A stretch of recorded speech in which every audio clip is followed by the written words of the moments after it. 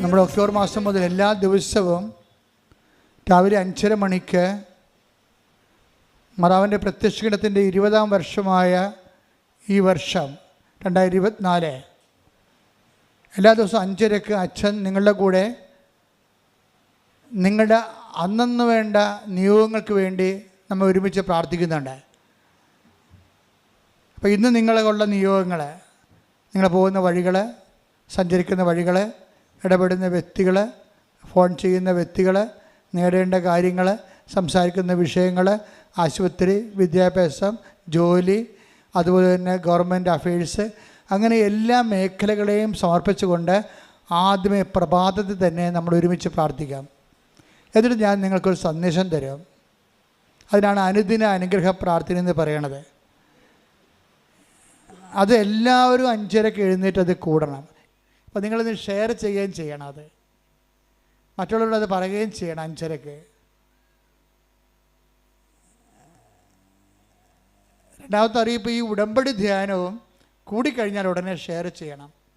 പരിശുദ്ധ പരമദിവ്യകാരുണ്യത്തിന് ആരാധനയും സ്തുതിയും പുകഴ്ചയും ഉണ്ടായിരിക്കട്ടെ. പരിശുദ്ധ പരമദിവ്യകാരുണ്യത്തിന് ആരാധനയും സ്തുതിയും പുകഴ്ചയും ഉണ്ടായിരിക്കട്ടെ. പരിശുദ്ധ പരമദിവ്യകാരുണ്യത്തിന് ആരാധനയും സ്തുതിയും പുകഴ്ചയും ഉണ്ടായിരിക്കട്ടെ. എൻ്റെ പ്രിയപ്പെട്ടവരെ,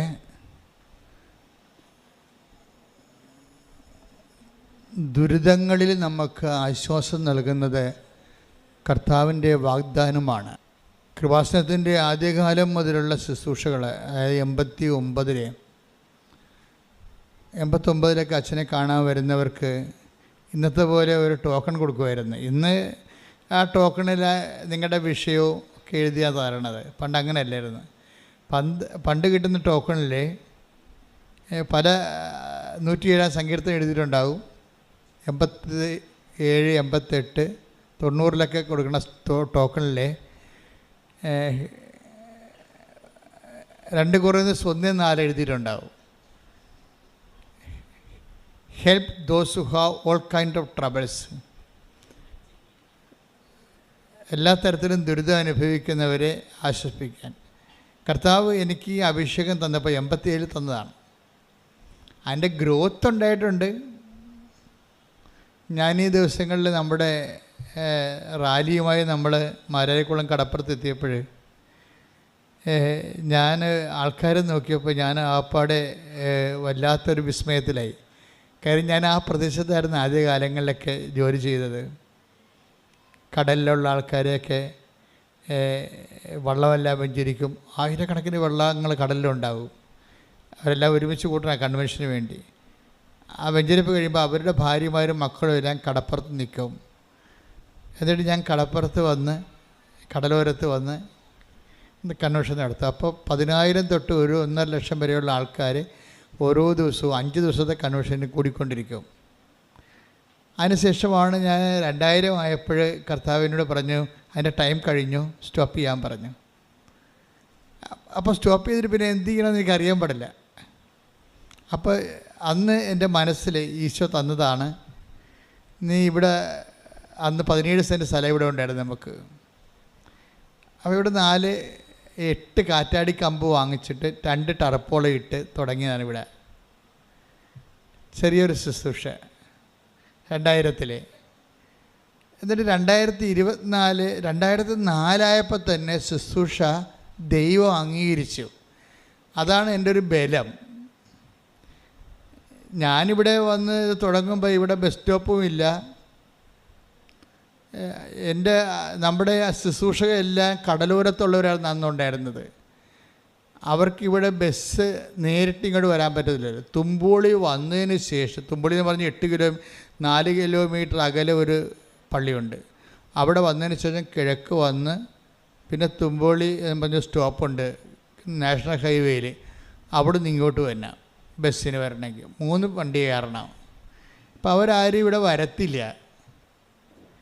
പിന്നെ വരണമെങ്കിൽ ഓട്ടോറിക്ഷയ്ക്ക് വരണം, നേരെ വരാം. ഓട്ടോറിക്ഷയ്ക്ക് 4 കിലോമീറ്റർ 2.5 കിലോമീറ്റർ സഞ്ചരിച്ച് ഓട്ടോറിക്ഷയ്ക്ക് വരാം.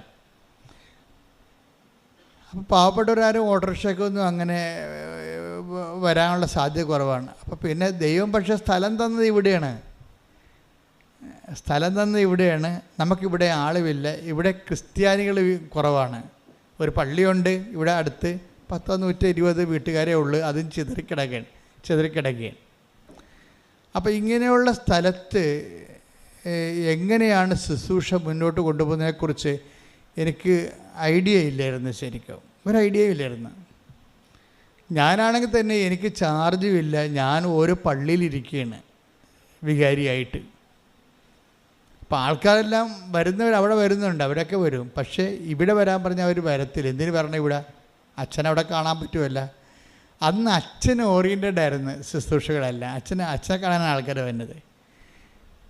അപ്പോൾ ദൈവം എന്ത് ചെയ്യുമെന്ന് വെച്ച് കഴിഞ്ഞാൽ, അച്ഛൻ കുറച്ചുമ്പോൾ മരിച്ചു പോവില്ല, ആരാരും മരിച്ചു പോവില്ല.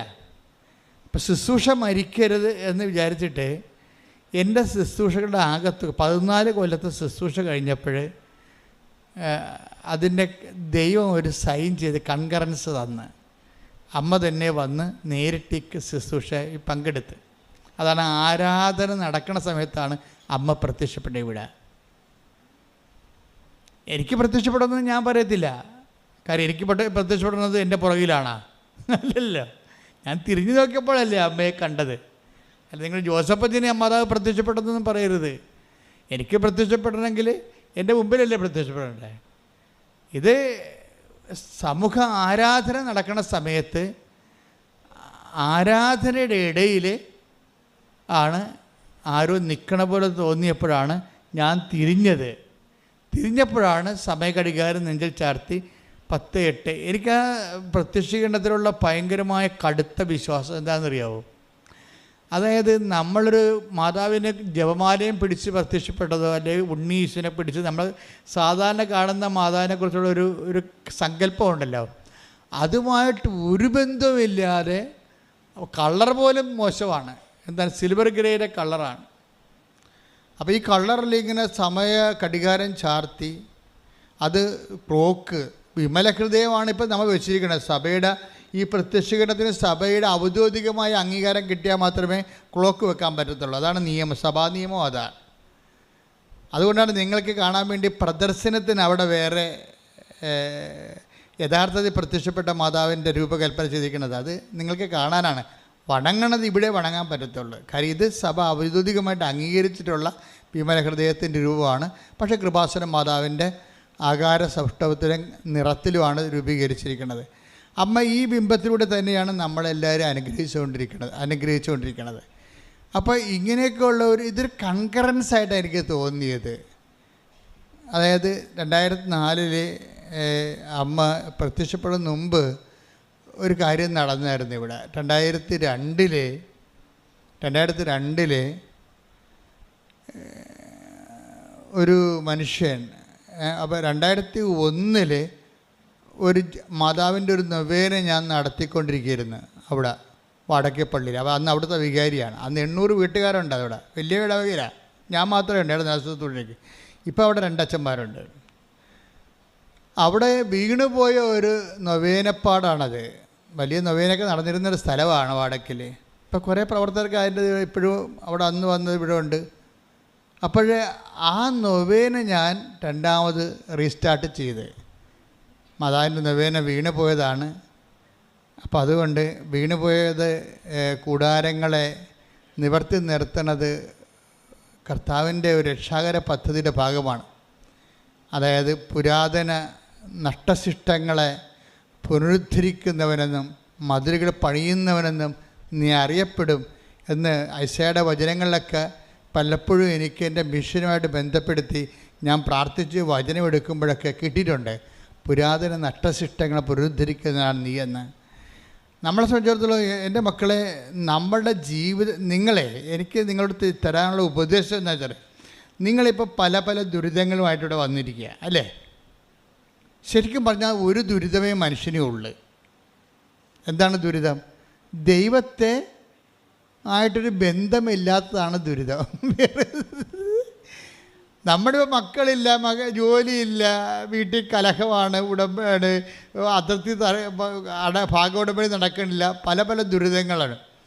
ഈ പല പല ദുരിതങ്ങളെ എല്ലാത്തിനും കൂടി ഒറ്റ ദുരിതമേ ഉള്ളൂ മനുഷ്യന്. എന്താ കാര്യം? ദൈവവുമായിട്ട് കണക്ഷൻ ഇല്ലാത്തതാണ് ദുരിതം. ദൈവവുമായിട്ട് കണക്ഷൻ ഉണ്ടെങ്കിൽ 1000 ദുരിതം ഒറ്റയടിക്ക് തീരും. അപ്പം ദൈവം എപ്പോഴും ശ്രമിക്കണത് നിങ്ങളുടെ ഒരു പെർട്ടിക്കുലർ ദുരിതം മാറാൻ വേണ്ടിയല്ല, നിങ്ങളുടെ പൊതു ദുരിതമായ ദൈവവുമായിട്ടുള്ള ബന്ധങ്ങൾ ചരട് മുറിഞ്ഞു പോയിട്ടുണ്ടെങ്കിൽ അത് പുനഃസ്ഥാപിക്കാനാണ്. അങ്ങനെ ദൈവത്തിനുമായിട്ട് ഒരു നല്ല കമ്മ്യൂണിക്കേഷൻ വന്നാൽ, എൻ്റെ മക്കളെ, ഭയങ്കര രസമാണ് ഈ ജീവിതം.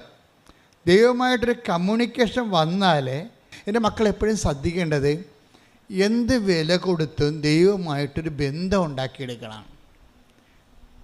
നിങ്ങൾ നിങ്ങളുടെ വാഴ വെച്ചു, അത് കൊലക്കണ കർത്താവെന്നും പറഞ്ഞിട്ടുണ്ട്, 6 മാസം പ്രാർത്ഥിച്ചു, അതൊക്കെ പ്രാർത്ഥിച്ചു, അത് ഞാൻ തെറ്റ് പറയണില്ല. പക്ഷെ നിങ്ങൾ പ്രേയറിൽ ഇൻറ്റൻഷൻ വെക്കേണ്ടത്, ദൈവം ഉദ്ദേശിക്കണത് ദൈവത്തിന് നമ്മളൊന്ന് കമ്മ്യൂണിക്കബിൾ ആകാൻ വേണ്ടിയാണ് ഉദ്ദേശിക്കുന്നത്. എന്ന് വെച്ച് കഴിഞ്ഞാൽ ദൈവത്തിന് ഒന്ന് സംഭാഷിക്കാൻ പറ്റിയ ഒരാളായിട്ട് നീ മാറണം. അതാണ് ദൈവത്തിൻ്റെ ഉദ്ദേശം. പക്ഷെ അത് നിങ്ങൾ അംഗീകരിക്കത്തില്ല, സമ്മതിക്കത്തുമില്ല. ഭയങ്കര മൽപ്പിടുത്തവും മർക്കടമുട്ടിയുമാണ് ദൈവമായിട്ട്. ഇപ്പം ഇത് തന്നെ എന്താ സംബന്ധിച്ചാൽ പലരും ഉടമ്പടി എടുക്കുമ്പോൾ അവർക്ക് സംഭവിക്കുന്ന ഒരു തെറ്റെന്ന് പറയണത്, അവർ വല്ലപാടും 90 ദിവസം ഒന്ന് തികച്ചിട്ട് ആ കാര്യം നടന്നാലും നടന്നില്ലേലും ഇത് സ്റ്റോപ്പ് ചെയ്യണമെന്ന് ഉദ്ദേശിക്കുന്നവരാണ് 40% ആൾക്കാർ ഉടമ്പടി എടുക്കും. അവരുടെ മനസ്സിരിപ്പെന്ന് പറയണത് വല്ലപാടും 90 ദിവസം തേക്കണം, അല്ലെങ്കിൽ ഈ മനുഷ്യന് ഈ 5:30 എഴുന്നേക്കാൻ ആർക്ക് പറ്റും? അതാണ് വിഷയം. 5:30 എഴുന്നേക്കാൻ ആർക്ക് പറ്റും? അതുകൊണ്ട് വല്ലപാടും 90 ദിവസം ഒന്ന് തേച്ചാൽ പിന്നെ നമുക്ക് കിടന്നുറങ്ങാവില്ല. അതായിരിക്കും മനസ്സിരിക്കണത്. പക്ഷേ ദൈവം ഉദ്ദേശിക്കുന്നത് എന്താണെന്നറിയാമോ? അപ്പം നിങ്ങൾ ഉദ്ദേശിക്കുന്നത് അതാണ്, എങ്ങനെയെങ്കിലും ഈ വിഷയം ഒന്ന് ഇലക്കുമുള്ളും ദോഷമില്ലാത്ത രീതിയിൽ അവസാനിപ്പിക്കണം, വല്ല അനുഗ്രഹം കിട്ടിയാൽ അത്രയും നല്ലതല്ലേ എന്നൊക്കെ പറഞ്ഞുള്ള കൊച്ചു മിനിമം പരിപാടിയാണ് നിങ്ങൾ ഉടമ്പെടുക്കുമ്പോൾ നിങ്ങൾക്കുള്ളത്. ദൈവത്തിനുള്ളത് അതല്ല. ദൈവം പറയണത് നമുക്ക് തമ്മിലൊന്ന് സംസാരിക്കാം, നമ്മൾ തമ്മിലൊരു, ഞാൻ നിങ്ങളുമായിട്ട് കമ്മ്യൂണിക്കേറ്റ് ചെയ്യാൻ ആഗ്രഹിക്കുന്നുണ്ട്, എനിക്ക് റിലേഷൻ കണ്ടിന്യൂ ചെയ്യാൻ ഉദ്ദേശിക്കുന്നുണ്ട്. അത് ദൈവത്തിൻ്റെ മനസ്സ് നിങ്ങൾ അറിയണം. ഞങ്ങളെപ്പോലുള്ളവരല്ല അതൊക്കെ പറഞ്ഞു തരേണ്ടത്. ദൈവം ഉദ്ദേശിക്കേണ്ടത് എനിക്ക് I want continue this relation with you. അതാണ് ദൈവം പറയണത്. എനിക്ക് നിങ്ങളുമായിട്ട് റിലേഷൻ കണ്ടിന്യൂ ചെയ്യാൻ, ഈ ബന്ധം ചെയ്യാൻ താല്പര്യമുണ്ട്. അപ്പം നിങ്ങൾ പറയും, എനിക്കതിൻ്റെ ആവശ്യമില്ല, എനിക്ക് മകളെ കെട്ടിച്ച് കിട്ടിയാൽ മതി എന്ന് പറയും. എൻ്റെ മകനെങ്ങനെ ഒന്ന് കാനഡയിൽ പോയാൽ മതി, എനിക്ക് വേറെ പ്രശ്നമൊന്നുമില്ല, നമ്മൾ തമ്മിൽ അധികം അടുക്കാൻ കൊള്ളുകയെന്ന് എനിക്കറിയാമെന്ന് പറയും. ഒരു സ്മോൾ പോലും അടിക്കാൻ പറ്റത്തില്ല, പിന്നെ എങ്ങനെ നിങ്ങളോട് അടുക്കണമെന്നാണ് നമ്മൾ ചോദിക്കണത്. അപ്പോൾ ദൈവം പറയും, നീ സ്മോളൊക്കെ അടിക്കാൻ നിനക്ക് പറ്റത്തില്ലായിരിക്കും, പക്ഷേ എന്നെ വന്ന് കമ്മ്യൂണിക്കേറ്റ് ചെയ്യാൻ 10 സ്മോൾ എടുത്തതിൻ്റെ വീര്യം കിട്ടും നിനക്ക്. അതാണ് ദൈവം. അതാണ് കാര്യം. നമുക്ക് ചില ഊന്നുവടികളല്ലേ, ഊന്നുവടി പോയാൽ നമ്മൾ വീഴുമെന്നല്ലേ പറയണേ. അപ്പോൾ കർത്താവ് പറയും, ഇങ്ങനെ വെള്ളം അടിച്ചില്ലെങ്കിലും സിഗരറ്റ് വലിച്ചില്ലെങ്കിലും ഈ ഊന്നുവടിയൊന്നും ഇല്ലെങ്കിലും നിന്നെ നടത്താൻ എനിക്കറിയാം, നിൻ്റെ ആരോഗ്യത്തിനും ആയുസ്സിലും നിന്നെ നിലനിർത്താൻ എനിക്കറിയാം. അപ്പോൾ നിങ്ങൾ പറയും, ഞാൻ ആ പരീക്ഷണത്തൊന്നുമില്ല, ഞാനിപ്പോൾ വളരെ ഓക്കെയാണ്, കംഫർട്ടാണ്, ഞാൻ ജസ്റ്റ് മുളക് അടിച്ച് കൂട്ടുകാരെ കണ്ട് മിനങ്ങി 2 പിക്നിക്കൊക്കെ പോയി 2 സിനിമയൊക്കെ കണ്ട് ഞാൻ ഓക്കെയാണ്, പിന്നെ നീ എന്തിനാ എൻ്റെ അടുത്ത് വന്ന്, എനിക്ക് വല്ലപാടി ജോലിയൊന്നും കിട്ടി അത്രയും എൻ്റെ പ്രശ്നം. അപ്പോൾ അത്രയും എൻ്റെ പ്രശ്നം ഉള്ളതെന്ന് നീ പറയും, എനിക്ക് എങ്ങനെയെങ്കിലും ജോലിയൊന്നും താ എന്നുള്ളതാണ് നിൻ്റെ പ്രശ്നം നീ പറയും. ഇത് പറയുമ്പോൾ ദൈവം ഓക്കെ, നിന്നെക്കൊണ്ട് പറ്റത്തില്ലെങ്കിൽ നീ ജോലി ഞാൻ തരാം, നീ എങ്ങനെ സന്തോഷം ജീവിച്ചാൽ മതി എന്ന് പറഞ്ഞു. ദൈവം ഒരു സ്നേഹമായത് കാരണം എനിക്ക് ദൈവത്തെക്കുറിച്ച് കുറച്ചൊക്കെ അറിയാം. നല്ല കുറേ 4 വയസ്സ് മുതൽ ബന്ധമുള്ളതാണ്. അപ്പോൾ ദൈവത്തിൻ്റെ സ്വഭാവങ്ങളും രീതികളും എല്ലാ ഇടപാടുകളും ദൈവം അറ്റ കൈയൊക്കെ നമ്മളെ സഹായിക്കുന്ന ആളാണ്. നമ്മൾ നന്നായിട്ട് ജീവിക്കണമെന്ന്, വിശുദ്ധി ഉണ്ടാകണം, കർത്താവിൻ്റെ കൽപ്പനകളൊക്കെ പാലിക്കണം എന്നുള്ള മിനിമം കാര്യമല്ലാതെ ദൈവം ആരുടെ മേലും വല്ലാത്ത ഒരു ഭാരം ഒന്നും ചുമത്തത്തില്ല. പിന്നെ ഭാരം ചുമത്തും, ഞങ്ങളെപ്പോലെയുള്ളവർക്ക് ഇത്തിരി ഭാരം ചുമത്തും. ഇപ്പോൾ എനിക്ക് കിഡ്നി ഡിസീസാണ്, എനിക്ക് ദൈവത്തിൻ്റെ സ്വഭാവം അറിയാവുന്ന കാരണം ഞാൻ ഈ സാധനം സുഖപ്പെടാതിരിക്കാൻ പറഞ്ഞിട്ടില്ല. എന്താ കാര്യം? എന്നോട് പറഞ്ഞിരിക്കുന്നത്, ഒക്കെ നിനക്ക് ഡിസീസുണ്ട്, നീ ഇത് വെച്ച് തന്നെയാണ് ശുശ്രൂഷ ചെയ്യേണ്ടത്, കാര്യം എന്താ വെച്ച് കഴിഞ്ഞാൽ ഈ ലോകത്ത് എല്ലാവരും പരാജയപ്പെട്ട സ്ഥലത്താണ് ക്രിസ്തു വിജയിച്ചത്. എല്ലാ മതങ്ങളുടെ ഉദ്ദേശം മനുഷ്യന് സന്തോഷം കൊടുക്കുക എന്നുള്ളതാണ്. അതിനെന്ത് ചെയ്യണം? ദുഃഖം മാറ്റണം. ദുഃഖം മാറ്റാൻ വേണ്ടി ചില ആൾക്കാർ ദുഃഖത്തെ ഫ്ലാറ്റായിട്ട് അങ്ങനെ ഇല്ലെന്ന് സബ്ലിമേറ്റ് ചെയ്തിരും. സങ്കല്പത്തിൻ്റെ സബ്ലിമേഷൻ നടക്കും ചിലർക്ക്. അങ്ങനെ ഇല്ല. ശ്രീബുദ്ധനൊക്കെ അങ്ങനെയുള്ള ആളാണ്. എന്നുവെച്ചാൽ ദുഃഖത്തെ അവർ അംഗീകരിക്കണില്ല. അവർ അതിനെ ജീവിതത്തിൻ്റെ ഒരു ഈ ജീവിതത്തിൻ്റെ വേറെ ഒരു സൈദ്ധാന്തികമായ ലെവലിൽ ആശയപരമായിട്ടാണ് അതിനെ പ്രായോഗികമായിട്ടല്ല ദുഃഖത്തെ സമീപിക്കുന്നത്, ആശയപരമായിട്ടാണ് ദുഃഖത്തെ സമീപിക്കുന്നത്. അപ്പോൾ ദുഃഖമെന്ന് പറയുന്ന സംഭവം നമുക്ക് സന്തോഷമുള്ളതുപോലെ തന്നെ വേറെ ദുഃഖമെന്ന് പറഞ്ഞാൽ എക്സ്ട്രാ ആയിട്ട് ഈ ലോകത്തൊന്നും ഇല്ല. നമുക്ക് സന്തോഷം കുറേ ഉണ്ട് ഈ ലോകത്ത്. എല്ലാ തരത്തിലും മക്കളെ ജനിപ്പിക്കുന്ന സന്തോഷമാണ്, കുഞ്ഞുങ്ങളെ പോറ്റണ സന്തോഷമാണ്, അതുപോലെ തന്നെ കുഞ്ഞുങ്ങളെ വളർത്തണ സന്തോഷമാണ്, പരീക്ഷ ജയിക്കണ സന്തോഷമാണ്, മിഠായി തിന്നണ സന്തോഷമാണ്, ഭക്ഷണം കഴിക്കണ സന്തോഷമാണ്, അല്ലേ, നല്ല ഉടുപ്പിടണ സന്തോഷമാണ്. മുഴുവൻ സന്തോഷമേ ഉള്ളതിൻ്റെ അകത്ത്. പക്ഷേ അതിനിടയ്ക്ക് വല്ലപ്പോഴൊക്കെ ദുഃഖം വരും. അപ്പോൾ ഒരു 50-50 ശരിക്കും. അല്ലാതെ ദുഃഖം മാത്രമല്ല. നരകം പിടിച്ച ജീവിതത്തിൽ ഇതിൻ്റെ അകത്ത് സന്തോഷം ഒത്തിരി ഉണ്ടതുകൊണ്ടാണ് ആൾക്കാർ അറ്റാക്ക് അടിക്കാതെ നിൽക്കുന്നത്. ഒത്തിരിയേറെ സന്തോഷമുണ്ട്. വിവാഹവും സന്തോഷമല്ല, അതുകൊണ്ടല്ലേ ആൾക്കാർ ആഘോഷമാക്കുന്നത്. ആഘോഷമാക്കുന്ന എല്ലാ വിഷയത്തിലും സന്തോഷമുണ്ട്. പക്ഷേ ഈ ദുഃഖത്തെ ആഘോഷമാക്കാൻ പറ്റുമോ എന്നാണ് കർത്താവ് ചോദിച്ചത്. എന്നിട്ട് ദുഃഖത്തെ ആഘോഷമാക്കാൻ പറ്റുമെന്നുള്ള ഒരു പ്രായോഗികമായ ഒരു നിലപാടിലാണ് യേശു അവസാനം എത്തിച്ചേർന്നത്.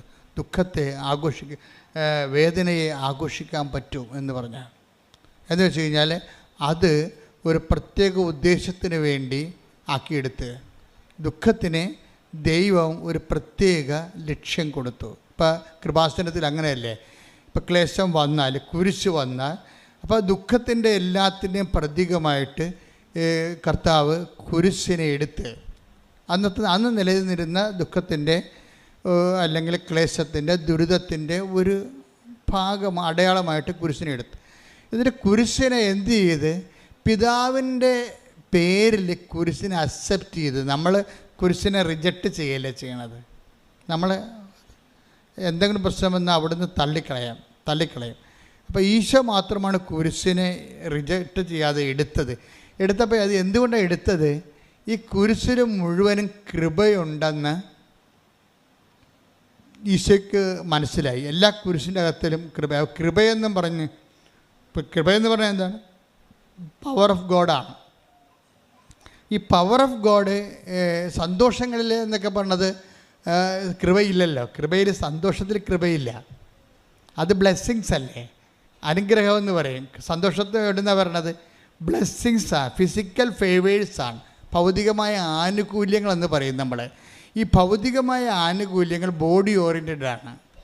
നമ്മുടെ വീട്, ജോലി, വിവാഹം, മക്കൾ, പ്രമോഷൻ, PR, അതെല്ലാം ബോഡി ഓറിയൻറ്റഡാണ് സാധനം.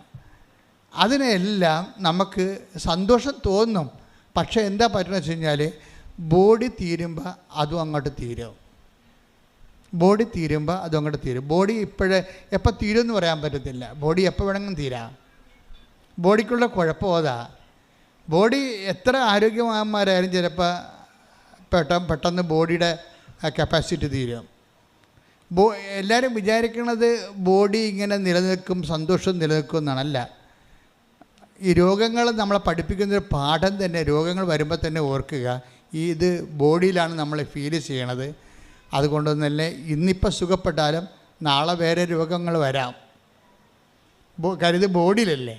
ഇപ്പോൾ ബോഡി ആയപ്പോൾ ബോഡിക്ക് പ്രാധാന്യം കൊടുത്താൽ നമുക്ക് അവസാനം നെറ്റ് ബാലൻസിൽ ഇച്ഛാഭംഗങ്ങളുണ്ടാകും. ബോഡിക്ക് പ്രാധാന്യം കൊടുത്തു. അപ്പോൾ ഈശോ ബോഡിക്ക് പ്രാധാന്യം കൊടുക്കാഞ്ഞ കാരണം ഈ ബോഡി കൊണ്ട് മനുഷ്യൻ്റെ ക്ലേശങ്ങളെ എങ്ങനെ അക്സെപ്റ്റ് ചെയ്തിട്ട് അതിനൊരു പരിഹാരമെന്ന രീതി എങ്ങനെ ബലിയാക്കി കുരിശിലേക്ക് സമർപ്പിച്ചുകൊണ്ട് ഇത് കൃപയായിട്ട് ദൈവത്തിൻ്റെ ഇഷ്ടം നിറവേറ്റിക്കൊണ്ട് എങ്ങനെ കൃപയായിട്ട് കൺവേർട്ട് ചെയ്യാൻ പറ്റുമെന്നുള്ള ആലോചനയും പ്രാർത്ഥനയുമായിരുന്നു ഈശോ ജീവിതകാലം മുഴുവൻ ചെയ്തുകൊണ്ടിരുന്നത്. അതുകൊണ്ട് നമ്മൾക്ക് നിലനിൽക്കുന്ന രീതിയിലുള്ള ഒരു കൃപയുടെ പ്രശ്നം അത് ബ്ലെസ്സിങ് അല്ല. മിന്നൽ പോലെ വന്ന് പൊലിഞ്ഞു പുയർത്തിയിരുന്ന് പിന്നെ ഇരുട്ട് കയറണതാണ് ബ്ലെസ്സിങ്സ്. മിന്നലില്ലേ, മിന്നൽ വന്നു കഴിഞ്ഞാൽ ഒറ്റ വെളിച്ചമാണ് മിന്നൽ. പിന്നെ ഇരുട്ടാണ്. അതാണ് സന്തോഷത്തിൻ്റെ പ്രശ്നം. ഒരു സന്തോഷം ഉണ്ടായി, ആ സന്തോഷം പെട്ടെന്ന് തീരും. ഏതെങ്കിലും നിലനിൽക്കുന്ന സന്തോഷം നമ്മൾ അനുഭവിച്ചിട്ടുണ്ട്. നിത്യസന്തോഷം എന്നുള്ള വേറെ ഒരു സംഭവം സബ്സ്റ്റിറ്റ്യൂട്ട് ചെയ്ത് നിത്യസന്തോഷം, അതിന് കൃപയെന്ന് പറയും. അനുദിന സന്തോഷത്തെക്കാൾ ഉപരി നിത്യസന്തോഷം. ഈ കൃപ നമുക്ക് വരുമ്പോൾ അത് നല്ല ഹൈലി വാല്യൂബിളായത് കാരണം, നിത്യതയോളം നിലനിൽക്കുന്ന കാരണം. ഇപ്പം ഞാൻ തന്നെ അമ്മയെ കാണുമ്പോൾ എനിക്ക് എൻ്റെ ലൈഫ് തന്നെ മാറിപ്പോയി. എന്താ കാരണം? നമ്മൾ വിശ്വസിച്ചുകൊണ്ടിരുന്ന കാര്യങ്ങൾ എല്ലാവരും വിശ്വസിക്കുമ്പോഴൊക്കെ ചിലർ അതിനെതിരെ പറയുമ്പോൾ ഓ അങ്ങനെയാണാ, എല്ലാവരും വിശ്വസിക്കും. ദൈവത്തിൽ വിശ്വസിക്കാത്തവർ പിന്നെ ഇവിടെ വന്നിരിക്കുമോ? പക്ഷെ വിശ്വസിച്ചിട്ടെങ്കിൽ ജീവിച്ചാലും കുറച്ച് കഴിയുമ്പോൾ ഗതികേട് വരുമ്പോൾ ആൾക്കാർ പറയും അത് കാര്യമില്ല, ഞാൻ ഉടമ്പടി എടുത്ത് 2 പുതുക്കുകയാണ്, ഇപ്പം ഇങ്ങനെ ഗതികെട്ട് ജീവിക്കുകയാണ്. അങ്ങനെയാണല്ലോ, അത്രയല്ല ഉടമ്പടി. അപ്പോൾ പിന്നെ ഉഴപ്പും. കാര്യം എപ്പോഴും നമുക്ക് പണി കിട്ടിക്കൊണ്ടേയിരിക്കും. നമ്മുടെ വിശ്വാസങ്ങളെന്ന് പറയുമ്പോൾ എപ്പോഴും പരീക്ഷണത്തിന് വിധേയമാണ്. നമുക്ക് വിശ്വാസം ഡിസ്റ്റർബ് ചെയ്യാതെ ഒരു നോൺ ഡിസ്റ്റർബൻറ്റ് ഏരിയ വിശ്വാസത്തിന് ഒരിക്കലും ഉണ്ടാകത്തില്ല. കാര്യം ദൈവം നമ്മൾ വിശ്വസിക്കണമെന്ന് പറഞ്ഞാലും ദൈവം പറയും എനിക്ക് വിശ്വാസമില്ലെന്ന് പറയും. ഇതാണ് വിശ്വാസത്തിൻ്റെ ഒരു ഗതികേട്. ഞാൻ വിശ്വസിക്കണം എന്നൊക്കെ പറഞ്ഞാലും ദൈവം പറയും നീ ആ പറയണതിൽ എനിക്ക് വിശ്വാസമില്ലെന്ന് പറയും. അപ്പോൾ എന്താണ് വിശ്വാസമില്ലാത്തത്? എനിക്ക് നീ വിശ്വാസം ഉണ്ടായിട്ടല്ലേ ഞാൻ ഇത്രയും നാൾ നിൻ്റെ പുറകെ നടക്കണത്. അതൊക്കെ ശരിയാണ്. നിനക്ക് ടെസ്റ്റ് വന്നാൽ നീ അപ്പം തന്നെ നീ ഇട്ടച്ചും പോകുമെന്ന് പറയും. അതുകൊണ്ടാണ് അതിജീവിത വിശ്വാസം എന്ന് പറഞ്ഞ് വേറെ ഒരു കൗണ്ടർ ഓപ്പൺ ചെയ്ത് അതിജീവിത വിശ്വാസം. ഈ വിശ്വാസത്തിലുള്ളവരിൽ കുറച്ച് പേര് ദൈവം ടെസ്റ്റ് ചെയ്തിട്ട് അങ്ങോട്ട് മാറ്റും. 1 പത്രോസ് 1:7 അഗ്നിശോധനയെ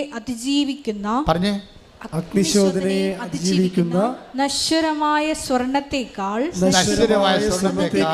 വിലയേറിയതായിരിക്കും പരീക്ഷകളെ അതിജീവിക്കുന്ന നിങ്ങളുടെ വിശ്വാസം. അപ്പോൾ അഗ്നിശോധനയെ അതിജീവിക്കുന്ന നശ്വരമായ സ്വർണം. അപ്പോൾ സ്വർണം കാച്ചിയെടുത്ത സ്വർണത്തിന് ഊതിക്കാച്ചിയ പൊന്ന് അതിനൊരു മൂല്യമുണ്ട്.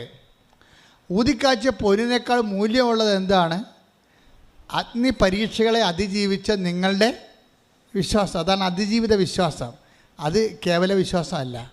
വിശ്വാസത്തിൻ്റെ കമ്പാർട്ട്മെൻറ്റിൽ നിന്ന് 10 പേർക്ക് വിശ്വാസം ഉണ്ടെങ്കിൽ കർത്താവ് ഈ 10 പേർക്കും ടെസ്റ്റ് കൊടുക്കും. എന്ന് വെച്ചാൽ നീ പ്രാർത്ഥിച്ചിട്ടും കേൾക്കാത്ത വിഷയങ്ങളുണ്ടാകും.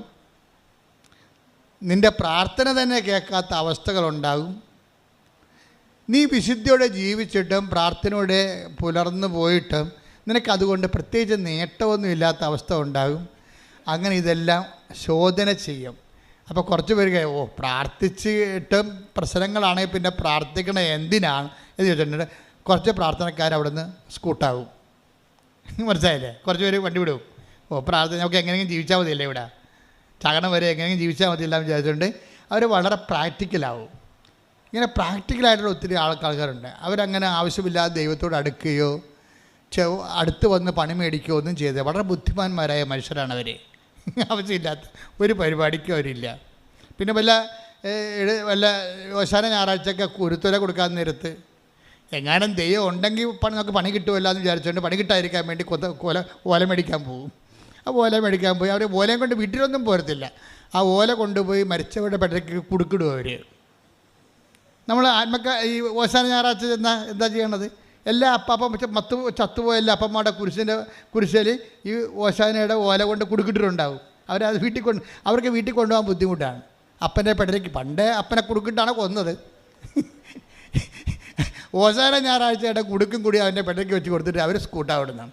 അപ്പോൾ ആവശ്യമില്ലാത്ത പരീക്ഷണത്തൊന്നും അവർ പോകത്തില്ല. അവരങ്ങനെ അടിച്ചു പൊളിച്ച് സുന്ദരമായിട്ട് ജീവിക്കും. ഒരു കാലത്ത് മരിച്ചും പോകും. അപ്പോൾ എനിക്കതൊക്കെ എങ്ങനെ മനസ്സിലാകുന്നത്? ഞാൻ ഈ പിണമെടുക്കും 1700 പിണമെടുത്തിട്ടുണ്ട് 38 കൊല്ലത്തിനുള്ളിൽ. പിണമെടുക്കാൻ ചെല്ലുമ്പോൾ ചില സമയത്ത് ഈശോ പറയും, ഈ പണ്ടാരത്തിനിട്ട് ഒരു പ്രാർത്ഥന ചെയ്യാൻ നിൻ്റെ പിടരക്കടി അടിക്കും എന്ന് പറയും. എന്താ സംഭവം വെച്ച് കഴിഞ്ഞാൽ, ആൾക്കാർ രാഷ്ട്രീയക്കാരൊക്കെ ഉണ്ടാകും, ഒത്തിരി പേര് വലിയ നാട്ടിലെ പ്രമാണിയ ആരെങ്കിലുമൊക്കെ ഇരിക്കും. പക്ഷേ കർത്താവ് പറയും, ഈ പണ്ടാരത്തിനൊരു സ്വർഗസ്ഥനായ വിധാങ്ങളും ചെല്ലിയ നിൻ്റെ പട്ടം ഞാൻ പിടിക്കുമെന്ന് പറയും. അപ്പോൾ ഞാൻ മിണ്ടത്തില്ല. ഞാൻ പറഞ്ഞു കപ്പേൻ്റെ കാശ് കിട്ടണമല്ല, കപ്പേര് ഇല്ലിക്കൊള്ളാൻ പറയും. അപ്പോൾ കപ്പേര് അവിടെ മഹിമ 7 വരുവിൻ തന്നെ വിശുദ്ധന്മാരൊക്കെ പറഞ്ഞപ്പോൾ ആടി പ്രാർത്ഥിച്ച് പുള്ളിയെ ഒരു പരുവത്തിലാക്കി എടുത്തുകൊണ്ട് പോരും. കുഴിക്ക വരെ മിണ്ടത്തില്ല ഞാൻ. എന്താ സാധനം? ജീവിതകാലം മുഴുവൻ ദൈവത്തെ നിഷേധിച്ചതാണ്. എന്നിട്ടിപ്പോൾ 12 കൊല്ലം ദർശനവും മറ്റുള്ള എല്ലാ ബന്ധവും പരിചയമുള്ള അച്ഛന്മാരെ എല്ലാം കാറ് കൊടുത്ത് വിളിച്ചിട്ട് ഒരു ഘോഷയാത്രയൊക്കെ നടത്തി പാവത്തൻ നാട്ടുകാരുടെ കണ്ണി പൊടി വിട്ട് സ്വർഗത്തിലേക്ക് പോകാൻ പോകുകയാണ്. ഞൊട്ടു എന്ന് പറയും ദൈവം. അതെന്താ പ്രശ്നമെന്ന് വെച്ച് കഴിഞ്ഞാൽ, ഈ ഫസ്റ്റ് കോളത്തിൽ നിന്ന് സെക്കൻഡ് കോളത്തിലേക്കുള്ളൊരു വരവ് നമ്മൾ ഉറപ്പ് വരുത്തണം. അതിന് അഗ്നിശോധന ചെയ്യും.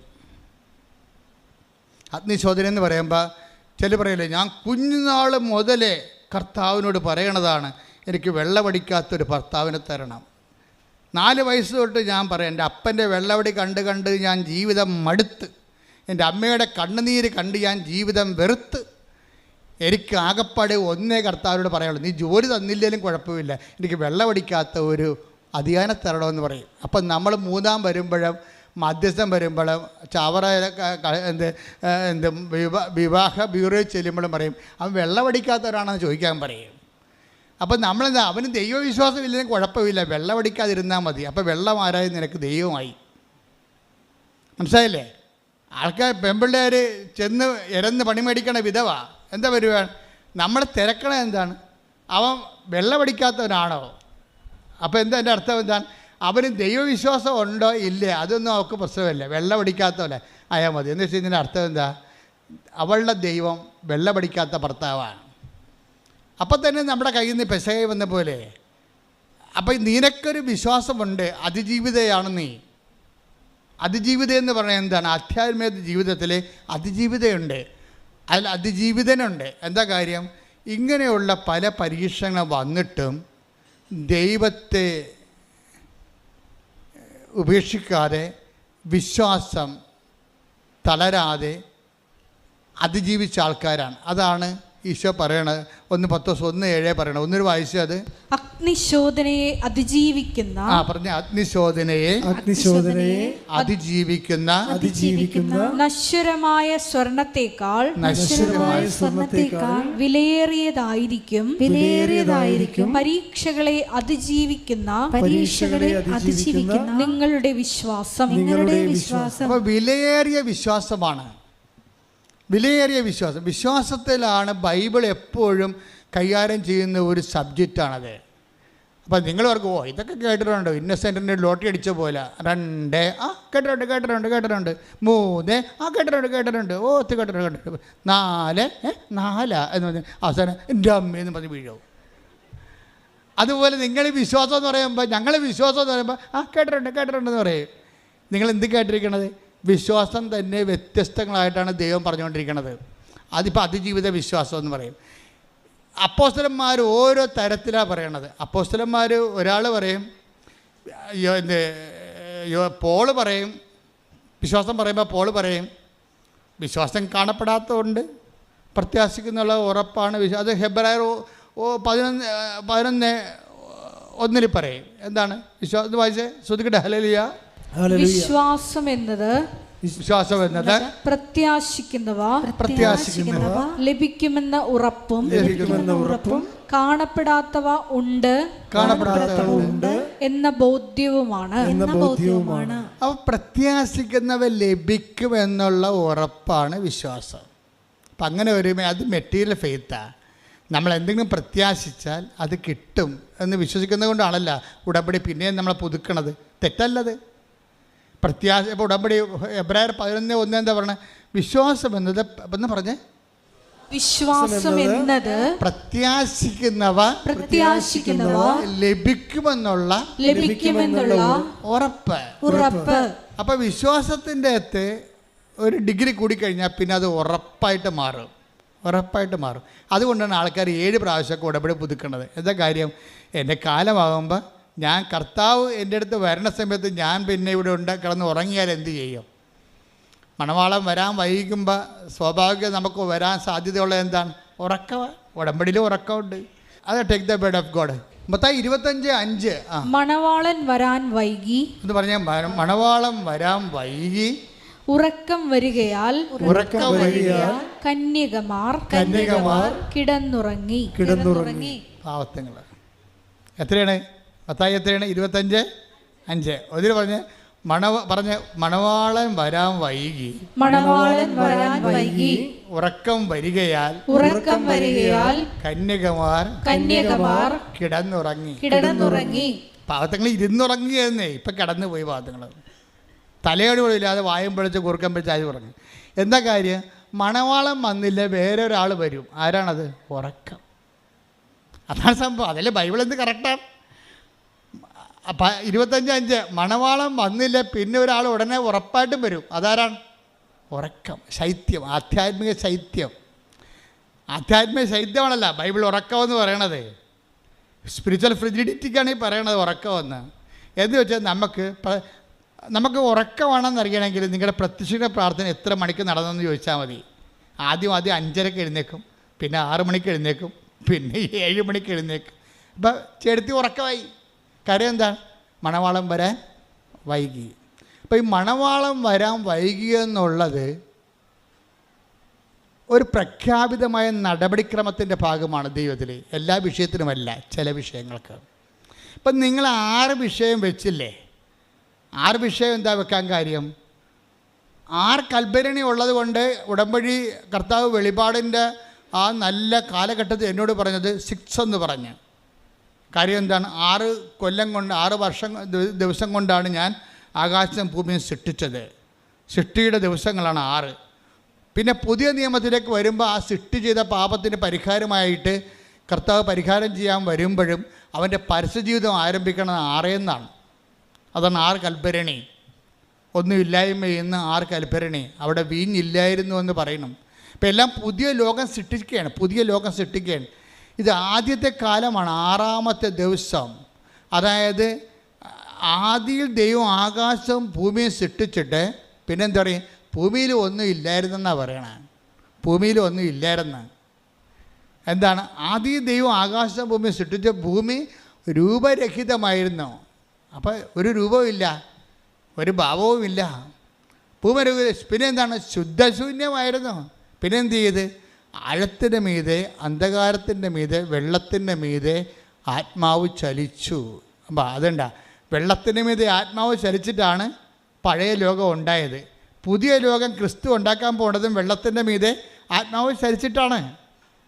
പറഞ്ഞ മനസ്സിലായില്ലേ? പണ്ട് അവ്വ ചെയ്തതിന് പകരം മറ്റൊരു അവ്വായെ ദൈവം സൃഷ്ടിച്ച് കൊണ്ടുവന്നിരിക്കുകയാണ് പരിശുദ്ധ അമ്മയായിട്ട്. കൈയടിക്കട്ടെ, ശ്രുതിക്കട്ടെ. ഹല്ലേലൂയ.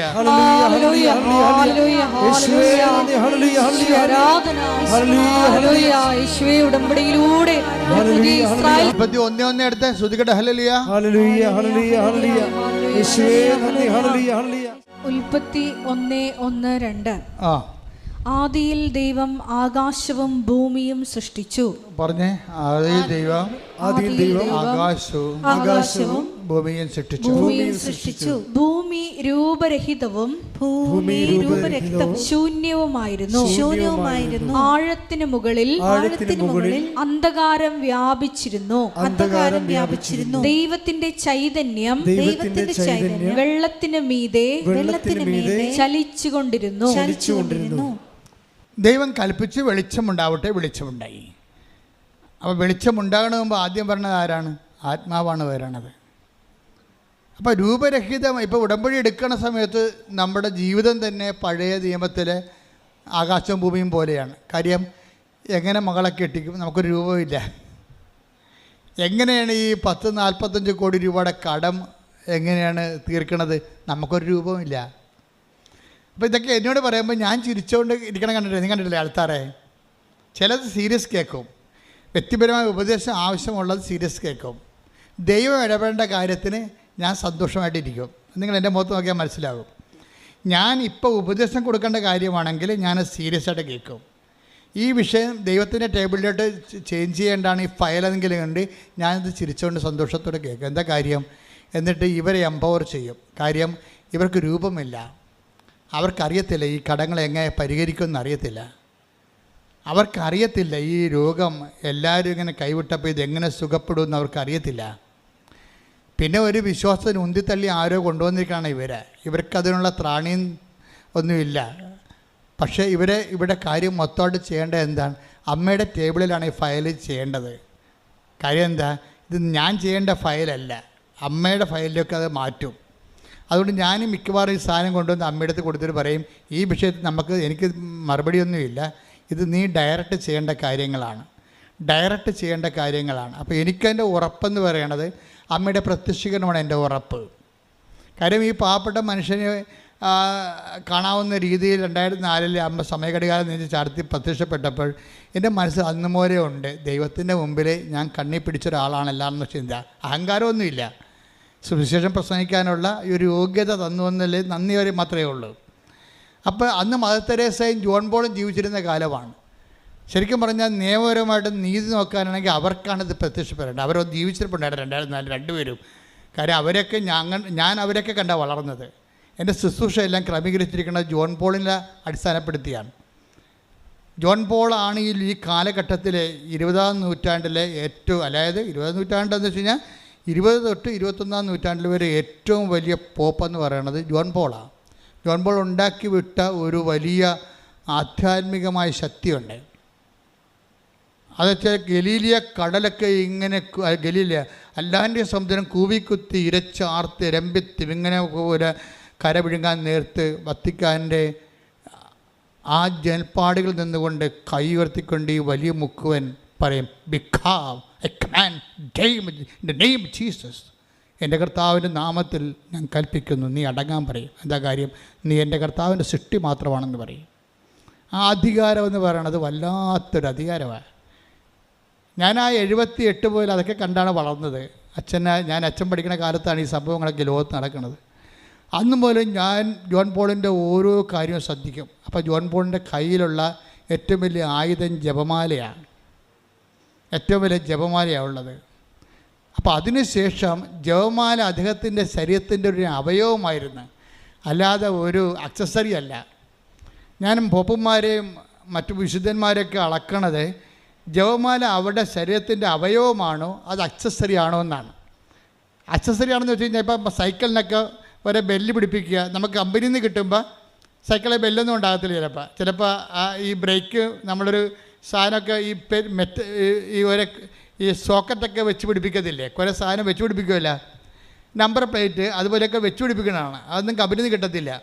അതുപോലെ ചിലർക്ക് ജപമാല ആക്സസറിയാണ് എന്ന് വെച്ചാൽ പിന്നീട് ആവശ്യമുള്ളപ്പോൾ വെച്ച് പിടിപ്പിക്കേണ്ട സംഭവമാണ്. ജപമാല പ്രാർത്ഥിക്കുമ്പോൾ കൊന്ത തപ്പി നോക്കും, കൊന്ത എന്ത് നോക്കി തപ്പി നടക്കും, കണ്ണ് ഇരുട്ടത്ത് തപ്പി നടക്കണില്ലേ. അക്സസറി എന്ന് പറയും. അവയവമാണെങ്കിൽ എപ്പോഴും കൊന്ത കയ്യിലുണ്ടാവും. മദർ തെരേസനെ ഞാൻ നിന്ന് അങ്ങോട്ടും ഇങ്ങോട്ടും സംസാരിച്ചുള്ള മദർ തെരേസ. അപ്പോൾ എന്നെ ഞെട്ടിപ്പിച്ച് കളഞ്ഞ സംഭവം എന്ന് വെച്ചാൽ കൊന്ത അവിടെ അവയവമാണ്. 2 കൊന്തയാണ് അവർക്ക്. ഒരു കൊന്ത കയ്യിലിങ്ങനെ പിണച്ചിട്ടിരിക്കണം, വലിയ ഉണ്ടമണിക്കൊന്ത, കണ്ടാൽ പേടിച്ചു പോകും. അതിലൂടെ അവരുടെ വിശ്വാസം ഇങ്ങനെ ദൈവത്തിലേക്ക് മനുഷ്യന് വേണ്ടി ഇങ്ങനെ വിശ്വാസം പ്രഘോഷിച്ചും പ്രഖ്യാപിച്ചും പ്രവഹിച്ചും കൊണ്ടിരിക്കും. അവർ എന്താണ് എപ്പോഴും പ്രാർത്ഥന, ജപമാല പ്രാർത്ഥന നടന്നുകൊണ്ടിരിക്കും. പിന്നെ എന്താ സംഭവിച്ചതെന്ന് വെച്ച് കഴിഞ്ഞാൽ അവരുടെ അരക്കെട്ടിലൊരു കൊന്ത കിടപ്പുണ്ട്. ഞാൻ കഴിഞ്ഞ മാസം മദർ തെരേസയുടെ കബറിടത്തിൽ പോയി 1 മണിക്കൂർ നിന്ന് പ്രാർത്ഥിച്ച് കൽക്കട്ടയിൽ. കാര്യം ഞാൻ നേരിട്ട് അന്ന് കണ്ട മദർ തെരേസ ഒരു മനുഷ്യ സ്ത്രീയായിരുന്നു. ഇന്ന് അവരൊരു വിശുദ്ധയാണ്. അപ്പം ഞാൻ അവരോട് സംസാരിച്ചിട്ടുള്ളതല്ലേ. അപ്പോൾ അവിടെ കുഴിമാടത്തിൽ പോകുമ്പോൾ എനിക്ക് വല്ലാത്തൊരു അഭിഷേകമാണ് തോന്നണത്. അവിടെ 1 മണിക്കൂറോളം ഞാൻ അവിടെ നിന്ന് പ്രാർത്ഥിച്ച്. കാര്യം എന്താ? അപ്പോഴൊക്കെ ഞാൻ ഓർത്തത് ഇവിടെ കയ്യെ പിണഞ്ഞ് കിടക്കുന്ന ജപമാലയും പിന്നെ അരക്കെട്ടിൽ നിന്ന് താത്തിയിട്ടിരിക്കുന്ന ജപമാലയുണ്ട്, കെട്ടിത്തൂത്തി.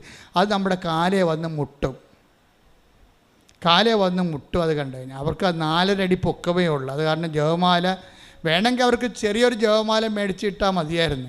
ഇവർ വലിയ നമ്മുടെ ഒരു ഭാഗമുള്ള ജപമാലയാണ് കെട്ടിയിട്ടുള്ളത്. അത് അരക്കെട്ടിൽ നിന്ന് കെട്ടിയിട്ട് താഴേക്ക് ഇട്ടിരിക്കുകയാണ്.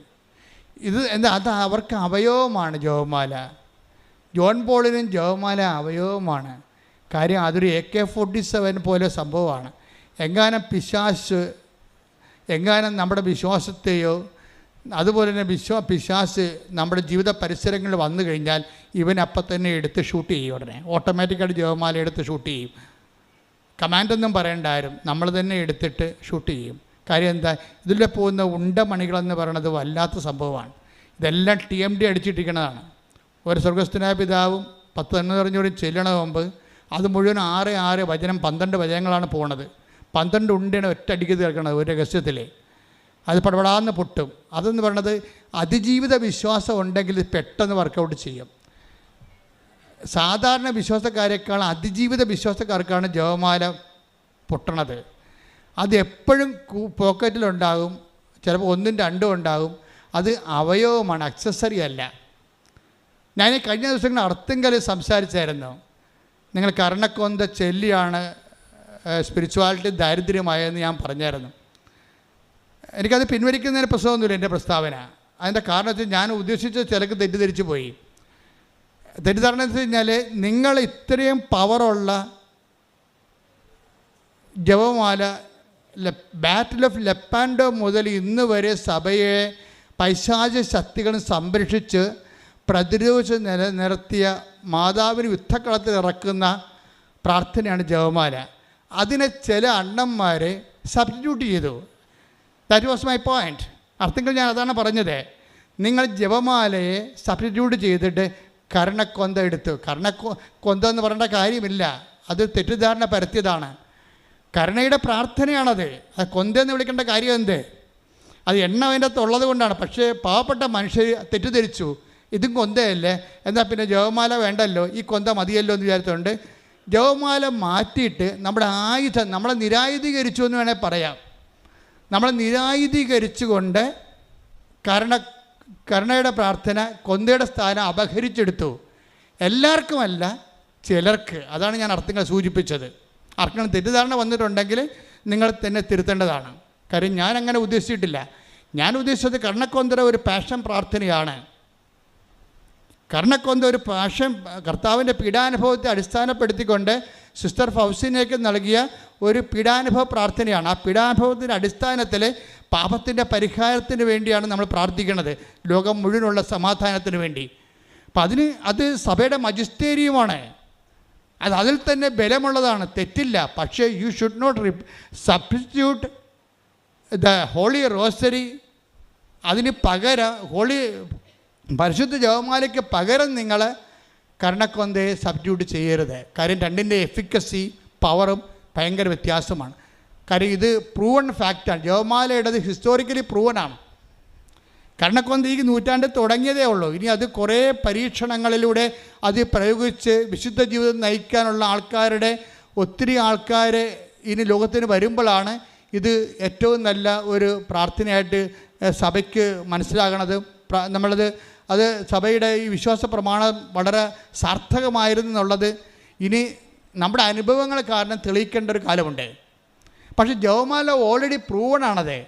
അത് യുദ്ധങ്ങൾ ജയിച്ചതാണ്, രാജ്യങ്ങളിൽ വിശ്വാസം നിലനിർത്തിയതാണ്. വ്യക്തിജീവിതത്തിൽ ജോൺ പോളിനെയും മദർ തെരേസയും പോലുള്ള ആൾക്കാർ ഈ കാലഘട്ടത്തിൽ യുദ്ധം ചെയ്ത് തങ്ങളുടെ കാലഘട്ടം ദൈവം ഏൽപ്പിച്ച ജോലി, മിഷൻ ഐതിഹാസികമായ അപ്പോസ്തലിക ചൈതന്യത്തോടെ പൂർത്തിയാക്കിയതിൻ്റെ കരുത്ത് എല്ലാം പരിശുദ്ധ ജപമാലയുടെ പ്രവർത്തനയുടെ ഭാഗമാണ്. അപ്പം അതൊരിക്കലും നിങ്ങൾ എന്ത് പ്രാർത്ഥനയും പ്രാർത്ഥിച്ചോ, കരുണയുടെ പ്രാർത്ഥനയും പ്രാർത്ഥിച്ചോ, പക്ഷേ അതിന് ജപമാല സബ്സ്റ്റിറ്റ്യൂട്ട് ചെയ്ത് ഒരിക്കലും ചെയ്യരുത്. അത് വന്നാൽ നിങ്ങളുടെ ആധ്യാത്മിക തകർച്ച ഉണ്ടാകും. അപ്പോൾ ആ നിലപാടിൽ മാറ്റമില്ല. ഞാൻ പറയാനെല്ലാം കറക്റ്റ് കാര്യങ്ങൾ തന്നെയാണ് പറയണത്.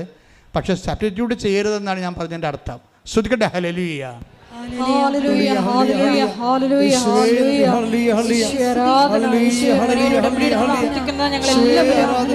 ആത്മീയ ആയുധമായി ജപമാലയെ സ്വീകരിക്കുവാൻ ഈ ആരാധനയിലൂടെ ഞങ്ങൾ അഭിഷേകം ചെയ്യണമേ. ഹല്ലേലൂയ.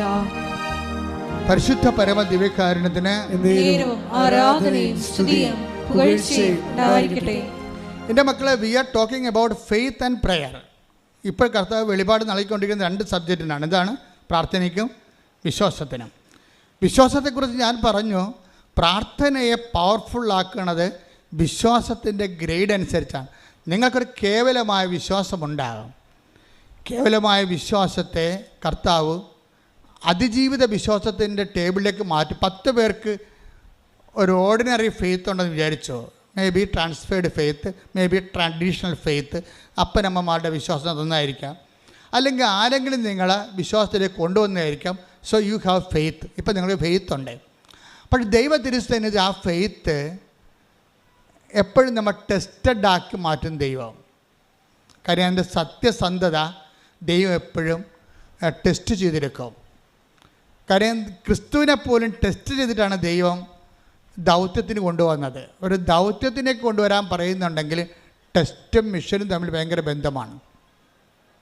ടെസ്റ്റ് എന്ന ദൗത്യം എന്ന് പറഞ്ഞപ്പോൾ മരുഭൂമിയിലെ പരീക്ഷ കഴിഞ്ഞതിന് ശേഷമാണ് ഈശോനെ ശുശ്രൂഷയ്ക്ക് എടുത്തത്. അപ്പോൾ പിതാവായ ദൈവത്തിൻ്റെ മുമ്പിൽ പുത്രൻ തമ്പുരാന് പോലും ടെസ്റ്റിന് അതീതമല്ല, അധീനമാണ്. അപ്പം അതുകൊണ്ട് നമ്മളും ടെസ്റ്റിന് അധീനമായിരിക്കും. ഒരു പരീക്ഷ നമുക്കുണ്ടാവും. ഇപ്പം ഞാൻ മുമ്പ് പറഞ്ഞ പോലെ നിങ്ങൾ ഓരോരോ ഇപ്പം നിങ്ങൾ വിചാരിക്കും ഇവിടുത്തെ ഏറ്റവും വലിയ ടെസ്റ്റ് എന്താണ്? പ്രാർത്ഥിക്കാത്തവനൊക്കെ നിങ്ങളെക്കാൾ ഭൗതികമായ പുരോഗതി സ്വീകരിക്കുകയും പ്രാർത്ഥിക്കുന്ന നിങ്ങൾ എന്നും കുന്നും പലതരത്തിലും അവരെക്കാൾ പുറകിലാകുകയും ചെയ്യുമ്പോൾ ടെസ്റ്റായില്ലേ? അതല്ലേ ഏറ്റവും വലിയ ടെസ്റ്റ് എന്ന് പറയണത്.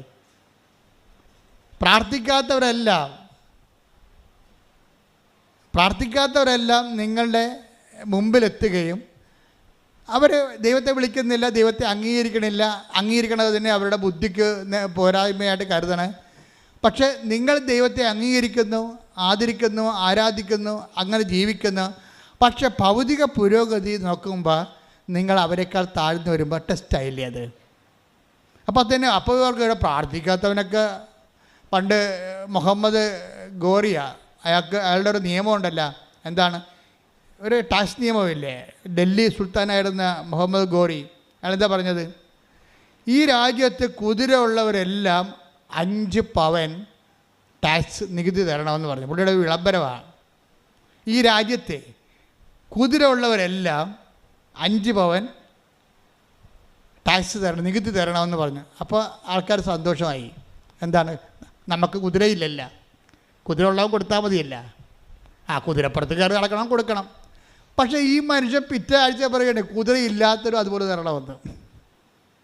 എങ്ങനെയുണ്ട് പരിപാടി? ഈ രാജ്യത്ത് കുതിര ഉള്ളവനൊക്കെ 5 പവൻ നികുതി തരണം. അടുത്ത ആഴ്ച പുള്ളി പറയാണ് അതുപോലെ ഈ രാജ്യത്ത് കുതിരയില്ലാത്തവനും 5 പവൻ നികുതി തരണം. തെണ്ടിയില്ലേ? ഇതുപോലെ പല ആൾക്കാരും പ്രാർത്ഥിച്ച ആൾക്കാർക്കും PSC ജയിച്ച്, അതേസമയത്ത് പ്രാർത്ഥിക്കാത്തവൻ PSC ജയിച്ച്, പ്രാർത്ഥിക്കുന്നവൻ PSC തോറ്റ്. അപ്പോൾ ഇതെങ്ങനെ പ്രാർത്ഥിച്ചിട്ട് എന്താ പ്രയോജനം? വിശ്വാസം കൊണ്ട് എന്ത് പ്രയോജനമെന്നുള്ള ചോദ്യത്തോടുകൂടിയാണ് ടെസ്റ്റ് തുടങ്ങണത്. ചില പൊട്ടന്മാർക്ക് മനസ്സിലാകത്തില്ല. അവരെ ചാപ്റ്റർ ക്ലോസ് ചെയ്യും അവിടെ വെച്ച്. വിശ്വസിക്കാതെ വെറുതെ ചുമ്മാ ചീട്ടും കളിച്ച് വെള്ളമടിച്ച് കിടന്നവനൊക്കെ കയറിപ്പോയി. നമ്മളിപ്പോൾ ദൈവമേന്ന് വിളിച്ച് നടക്കണം, നമ്മുടെ ഗതി ഇത് തന്നെ. പിന്നെ ഇതെന്താ ഇതുകൊണ്ട് ഇതിൻ്റെ കഥ ഒന്നും ഇല്ലടി. അച്ഛന്മാരെ വയറ്റി പഠിപ്പിട്ട് ഓരോരുത്തർ ഉണ്ടാക്കി വെക്കുന്ന ഓരോ കഥകളിയല്ലേ. വീട്ടിൽ കുറേ ഡയലോഗ് കേട്ടപ്പോൾ നമ്മൾ ശരിക്കും ഫ്ലാറ്റായി. ദൈവം അതാ ഉദ്ദേശം. നിന്നെ ആരാ ഫ്ലാറ്റാക്കിയത്? പിശാചൊന്നുമില്ല, ദൈവമാണ് ഫ്ലാറ്റാക്കിയത്. നമ്മളീ പ്രലോഭനം പറഞ്ഞെന്ന് പറഞ്ഞിട്ട് നമ്മളോർക്കും പിശാച് ഒന്ന് ചെയ്യണമാണെന്ന്. അല്ല, കർത്താവിനെ പ്രലോഭനത്തിൽ വിട്ടത് പിശാചാണോ? അല്ല, പിതാവായ ദൈവം അറിഞ്ഞിട്ടല്ലേ ആ പ്രലോഭനം നടന്നത്, അല്ലേ? അപ്പോൾ ദൈവം അറിഞ്ഞുകൊണ്ട് ടെസ്റ്റ് ചെയ്യും. ഇപ്പോൾ ഹവ്വായോട് എന്താ സംഭവിച്ചിരിക്കണത്? ഹവ്വായുടെ പിശാചിൻ്റെ അടുത്തേക്ക് ഇവനെ കൊണ്ടുപോവുകയാണ്. പിശാച് വന്നിട്ടുണ്ട്, അവന് നിന്നോട് എന്താ സംസാരിക്കാനുണ്ട്, നീ മരത്തിൻ്റെ താഴെ പോയി അവളോട് 2 ഡയലോഗൊക്കെ പറഞ്ഞിട്ട് വരാൻ പറയും. ഡയലോഗൊന്നും പറഞ്ഞ പിശാചിനെ വിട്ടത് ആരാണ്? പിശാച് വന്ന് ദൈവം അനുവദിക്കാതെ വല്ല പിശാചിന് നമ്മുടെ അടുത്ത് വരാൻ, ഒരു വിശ്വാസത്തിൻ്റെ അടുത്ത് വരാൻ പറ്റത്തില്ല. ജോബിൻ്റെ കഥ നോക്കിയാൽ മതി. ജോബിൻ്റെ കഥ എന്താ പറയണത്? ജോബ് പിശാചിൻ്റെ അടുത്ത് തലയിലും കെട്ടി വന്ന് എന്നിട്ട് പറയണത്. അപ്പോൾ ദൈവം ചോദിച്ചു, നീ ഭൂമിയിൽ പോയല്ലേ? ഞാൻ ഭൂമിയിൽ പോയി. എൻ്റെ ദാസനായ ജോബിനെ നീ കണ്ടോ? അപ്പോൾ പിശാച് തലയാട്ടി, ഞാൻ കണ്ട്. എന്താണ്? അവനെപ്പോലെ നീതിമാനായിട്ട് ഭൂമിയിൽ ആരുമില്ല എന്ന് ദൈവം പറഞ്ഞു. ഇപ്പം ദൈവം തന്നെ ഒരു അഭിമാനമാണ് ജോബ്.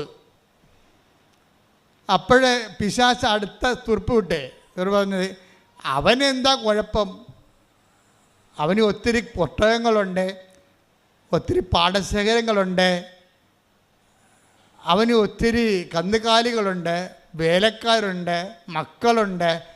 നീ ദൈവം എല്ലാം അവന് കൊടുത്തില്ലേ, പിന്നെ അവൻ നിന്നെ പ്രാർത്ഥിക്കുന്നതുകൊണ്ട് എന്താ ഇത്രയ്ക്ക് വീമ്പ് പറയാനിരിക്കണതെന്ന് ചോദിച്ചു. നീ പറഞ്ഞിട്ട് അവൻ്റെ വസ്തുവിന് ചുറ്റും വെയിലും കെട്ടി വെച്ച് നീ അവനെ സംരക്ഷിക്കുകയാണ്. പിന്നെ അവന് നീതിമാനായിട്ട് ജീവിക്കുന്നതിന് എന്നാ കുഴപ്പം, എന്നാ മുടക്കെന്ന് ചോദിക്കും. പിശാച് ദൈവത്തോട് ചോദിക്കും. എന്നിട്ട് പറയും, നീ അവൻ്റെ വെയിലൊന്ന് പൊളിക്കാൻ നീ എന്നെ അനുവദിക്കുമെന്ന് ചോദിക്കും. എന്നാൽ ഇപ്പം നിന്നെ തള്ളിപ്പറയുമെന്ന് പറയും. എന്നാൽ ശ്രുതിക്കട്ടെ, ഹല്ലേലൂയ ഹല്ലേലൂയ. ജോബ് 1:9-10. സാത്താൻ ചോദിച്ചു, ജോബ് ദൈവത്തെ ഭയപ്പെടുന്നത് വെറുതെയാണോ? അങ്ങ് അവനും അവന്റെ ഭവനത്തിനും സമ്പത്തിനും ചുറ്റും വേലികെട്ടി സുരക്ഷിതത്വം നൽകി അവന്റെ പ്രവൃത്തികളെ അനുഗ്രഹിച്ചു. അവന്റെ സമ്പത്ത് വർദ്ധിപ്പിക്കുകയും ചെയ്തു. അപ്പൊ അങ്ങനെയാണ് അടുത്ത വചനം വായിച്ചത്. അവന്റെ സമ്പത്തിന്മേൽ കൈവച്ചാൽ അവൻ അങ്ങയെ ദുഷിക്കുന്നത് കാണാം. അപ്പൊ അവൻ മാത്രമല്ല, നമ്മളൊക്കെ ദുഷിക്കും. പണി കിട്ടിക്കഴിഞ്ഞാലേ പ്രാർത്ഥന എപ്പം തീർന്നെന്ന് തോന്നിച്ചാൽ മതി. നമുക്കൊരു പണി കിട്ടിക്കഴിഞ്ഞാലേ പിന്നെ ഞായറാഴ്ച കുർബാനയ്ക്ക് പോകത്തില്ല. ഭൂമി രൂപരഹിതമായി കഴിഞ്ഞാൽ, ആഴത്തിൽ അന്ധകാരം വ്യാപിച്ചു കഴിഞ്ഞാൽ, ഭാവി എന്ത് ചെയ്യണമെന്ന് അറിയാൻ പാടില്ലാതിരുന്നാൽ നമുക്ക് പിന്നെ എന്താണ്, നമ്മൾക്ക് ഈ അന്ധനെ കൈപിടിച്ച് നടത്തുന്ന ഒരാളുണ്ട്, അതാണ് ആത്മാവ്. നമ്മൾ അതുകൊണ്ട് നമ്മളെന്ത് ചെയ്യും, ഉടനെ വന്ന് ഉടമ്പടി എടുക്കും. എന്താ ചെയ്യും, ഉടമ്പടി എടുക്കുമ്പോൾ തന്നെ ഇവിടുന്ന് പറയും, നീ ആദ്യം ചെയ്യേണ്ടത് നഷ്ടപ്പെട്ട ആത്മാവിനെ നീ തിരിച്ചു പിടിക്കണം. അതിനെന്ത് ചെയ്യണം, പശ്ചാത്തപിക്കണം. ആര് യേശുനാമത്തിൽ പശ്ചാത്തപിച്ചാലും ആത്മാവിനെ കിട്ടും. ബൈബിളിൻ്റെ ഘടന അതാണ്. ആരാണ് യേശുവിനെ രക്ഷകനായിട്ട് അംഗീകരിച്ചിട്ട് നമ്മൾ ചെയ്ത പാപത്തിൻ്റെ പരിഹാരമായിട്ട് നമ്മൾ മരിക്കുന്നതിന് പകരം അവൻ നമ്മുടെ പരിഹാരം വരെ മരിച്ചു, അതിനാൽ ദൈവം അവനെ ഉയർത്തെഴുന്നേൽപ്പിച്ചു, അവൻ എൻ്റെ കർത്താവാണെന്ന് ആര് പറഞ്ഞാലും, കർത്താവേ നീ എൻ്റെ പാപത്തിൻ്റെ പരിഹാരമായി, അതുകൊണ്ട് നിൻ്റെ പരിഹാരത്തോട് ഐക്യദാർഢ്യം പുലർത്താൻ വേണ്ടി എൻ്റെ പാപത്തെക്കുറിച്ച് ഞാൻ പശ്ചാത്തപിക്കുമെന്ന് പറയാം. അതാ പൗലോസ് പറയണത്. വാട്ട് വി ഷുഡ് ഡു, ഞങ്ങൾ എന്ത് ചെയ്യണമെന്ന് ചോദിക്കാൻ പറയും, റിപ്പന്റ്. ഞങ്ങൾ എന്ത് ചെയ്യണമെന്ന് ചോദിച്ചു ആത്മാവിനെ. ഈ ആത്മാവിനെ കിട്ടാൻ ഞങ്ങൾ എന്ത് ചെയ്യണം? അപ്പോൾ പൗലോസ് പറഞ്ഞു, റിപ്പന്റ്, നിങ്ങൾ പശ്ചാത്തപിക്കുക. അപ്പോസ്തല പ്രവർത്തനം 2:37-38. ഇത് കേട്ടപ്പോൾ അവർ ഹൃദയം നുറുങ്ങി പത്രോസിനോടും മറ്റപ്പോസ്തലന്മാരോടും ചോദിച്ചു, സഹോദരന്മാരെ ഞങ്ങൾ എന്താണ് ചെയ്യേണ്ടത്? പത്രോസ് പറഞ്ഞു, നിങ്ങൾ പശ്ചാത്തപിക്കുവിൻ, പാപമോചനത്തിനായി എല്ലാവരും യേശുക്രിസ്തുവിന്റെ നാമത്തിൽ സ്നാനം സ്വീകരിക്കുവിൻ, പരിശുദ്ധാത്മാവിന്റെ ദാനങ്ങൾ നിങ്ങൾക്ക് ലഭിക്കും. എന്ത് സുന്ദരമായ രീതിയിലാണ് പറഞ്ഞിരിക്കുന്നത്. പശ്ചാത്താപം കൊണ്ട് നഷ്ടപ്പെട്ട ആത്മാവിനെ നിങ്ങൾക്ക് തിരിച്ചു പിടിക്കാൻ പറ്റും. പശ്ചാത്താപം കൊണ്ട് നിങ്ങൾക്ക് ഇന്ന് വരെ കിട്ടാത്ത ആത്മാവിനെ പുതുതായിട്ട് നിങ്ങൾക്ക് ലഭിക്കാൻ പറ്റും. എന്താണ്? പക്ഷേ in the name of Jesus ഉള്ളി, കർത്താവിൻ്റെ നാമത്തിലായിരിക്കണം. കാര്യം എന്താണ്? പാപത്തിന് കടം വീട്ടിയത് അവൻ്റെ ജീവനും മരണവുമാണ്. നിൻ്റെ പാപത്തിന് നിനക്ക് പകരക്കാരനായി പരിഹാരം ചെയ്ത് അവരാണെങ്കിൽ അവൻ്റെ പരിഹാരം ഞാൻ അംഗീകരിച്ചുകൊണ്ട് അത് ഏറ്റു പറയുമ്പോൾ അവന് രക്ഷകനായി മാറുമെന്ന്. കർത്താവേ, നീ പാപത്തെ ഏറ്റെടുത്തു, എൻ്റെ പാപത്തെയും ലോകം മുഴുവനുള്ള മനുഷ്യരുടെ മുഴുവൻ പാപത്തെയും കാലാകാലങ്ങൾ വരെ ഏറ്റെടുത്തിട്ടുണ്ടെങ്കിൽ അത് കുരിശായി മുൾക്കിടമായി തിരുവിലായാലും മുറിവായി നീ നിൻ്റെ സ്വന്തം ശരീരത്തിലെ പഞ്ചക്ഷതങ്ങളായി ചാർത്തിയെടുത്തിട്ടുണ്ടെങ്കിൽ അത് ഞാൻ ആരാധിക്കുന്നു, മഹത്വപ്പെടുത്തുന്നു. കാരണം എൻ്റെ നന്മയും എൻ്റെ പാപപരിഹാരമാണ് നീ. എൻ്റെ പാപപരിഹാരവും എൻ്റെ പരിഹാരത്തിനുള്ള എൻ്റെ പുനരുത്ഥാനവും മരണത്തെ ഞാൻ നിന്നിലൂടെ ഞാൻ ജയിച്ചുകൊണ്ട് കർത്താവേ, അതുകൊണ്ട് തന്നെ ഞാൻ പാപത്തോട് വിടുതൽ പറയുന്നു. ഞാൻ പാപത്തോടുള്ള സഹിത്വം ഉപേക്ഷിക്കുന്നു. Why I should abandon the sin? എന്തുകൊണ്ട് ഞാൻ പാപം ഉപേക്ഷിക്കണം? കാരണം നീ ദൈവത്തെ സ്നേഹിക്കുന്നുണ്ടെങ്കിൽ നിൻ്റെ പാപത്തിൻ്റെ പരിഹാരമായി ക്രിസ്തു സ്വന്തം ശരീരത്തിലെ പാപത്തിൻ്റെ പരിഹാര കുരിശായി മുൾക്കിടമായി ഏറ്റുവാങ്ങിച്ചിട്ടുണ്ടെങ്കിൽ ആ ക്രിസ്തുവിനെ നീ സ്നേഹിക്കുമ്പോൾ, ആ ക്രിസ്തു നിനക്ക് വേണ്ടി മരിച്ചു നിൻ്റെ പാപങ്ങൾ ഏറ്റെടുത്തെന്ന് പറയുമ്പോൾ, ക്രിസ്തുവിനെ മരണത്തിലേക്ക് നയിച്ച പാപത്തോട് എനിക്ക് സന്ധിയില്ലെന്ന് പറയാനുള്ള ചങ്കൂറ്റം ഉടമ്പടി എടുക്കുന്നവർക്കുണ്ടെങ്കിൽ അപ്പോഴാത്മാവ് ചലിക്കും. വെള്ളത്തിന് മീതെ രൂപരഹിതമായ നിന്റെ ജീവിതത്തിന്റെ മുകളിലൂടെ ദൈവത്തിന്റെ ആത്മാവ് ചലിക്കും. ശ്രുതികട്ടെ. എൻ്റെ മക്കളെ, എല്ലാ ദുരിതങ്ങളിൽ നിന്നുമുള്ള മോചനത്തിനായുള്ള ദൈവത്തിൻ്റെ capital promise is holy spirit. എല്ലാ ദുരിതങ്ങളിൽ നിന്നുള്ള മനുഷ്യൻ്റെ മോചനത്തിനായ ദൈവത്തിൻ്റെ principal package is holy spirit. കർത്താവിൻ്റെ പരിശുദ്ധാത്മാവാണ്. അത് എന്നിലും നിന്നിലും പ്രവർത്തിക്കുന്നതിൻ്റെ അടിസ്ഥാന സ്റ്റെപ്പും ആദ്യ നടപടിക്രമവും അനുതാപമാണ്. പ്രാർത്ഥിക്കുക. കർത്താവായ ദൈവമേ, അങ്ങയുടെ തിരിച്ചോരെ അനുസ്മരിച്ചുകൊണ്ട് അനുതാപത്തിലേക്ക് നയിക്കണമേ. കർത്താവായ ദൈവമേ, അങ്ങയുടെ തിരുവിലാലും മുറിവിനെ അനുസ്മരിച്ചുകൊണ്ട് പശ്ചാത്താപത്തിലേക്ക് നയിക്കണമേ. കർത്താവായ ദൈവമേ, അങ്ങയുടെ തിരുശിരസില് അമർന്നിറങ്ങിയ മുൾക്കിരീടത്തെ അനുസ്മരിച്ചുകൊണ്ട് എന്നെ അനുതാപത്തിലേക്ക് നയിക്കണമേ. അങ്ങേ നയിച്ച ആത്മാവിന്റെ ശക്തിയാൽ ഞാനും നയിക്കപ്പെടട്ടെ. അങ്ങയുടെ പീഡാനുഭവത്താൽ, അങ്ങയുടെ കുരിശുമരണത്താൽ, അങ്ങയുടെ പുണ്യത്താൽ നേടിയെടുത്ത ആത്മാവിനാൽ വിശ്വാസ സമൂഹത്തെ ഇപ്പോൾ അഭിഷേകം ചെയ്യണമേ. രൂപരഹിതമായ ഭൂമിയെപ്പോലെ ആഴത്തിന്റെ മീതെ അന്ധകാരം വ്യാപിച്ചതുപോലെ എന്റെ ദൈവമേ, എന്റെ ജീവിതം രൂപരഹിതമായി ഇരുട്ട് കയറി ഭാവിയെക്കുറിച്ച് യാതൊരു പ്രതീക്ഷയുമില്ലാതെ കർത്താവേ ഞാൻ വഴിമുട്ടി നിൽക്കുന്നു. കർത്താവേ, എന്റെ ജീവിതത്തിന്റെ ഇരുട്ടിലൂടെ അമ്മേ പരിശുദ്ധാത്മാവേ, നിന്നെ നയിച്ച ആത്മാവിനാൽ എന്നെ ഇപ്പോൾ അഭിഷേകം ചെയ്യണമേ.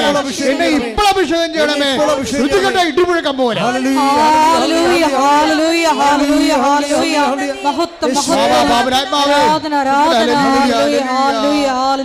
പാപനാത്മാവേ സ്തുതിക്കട്ടെ.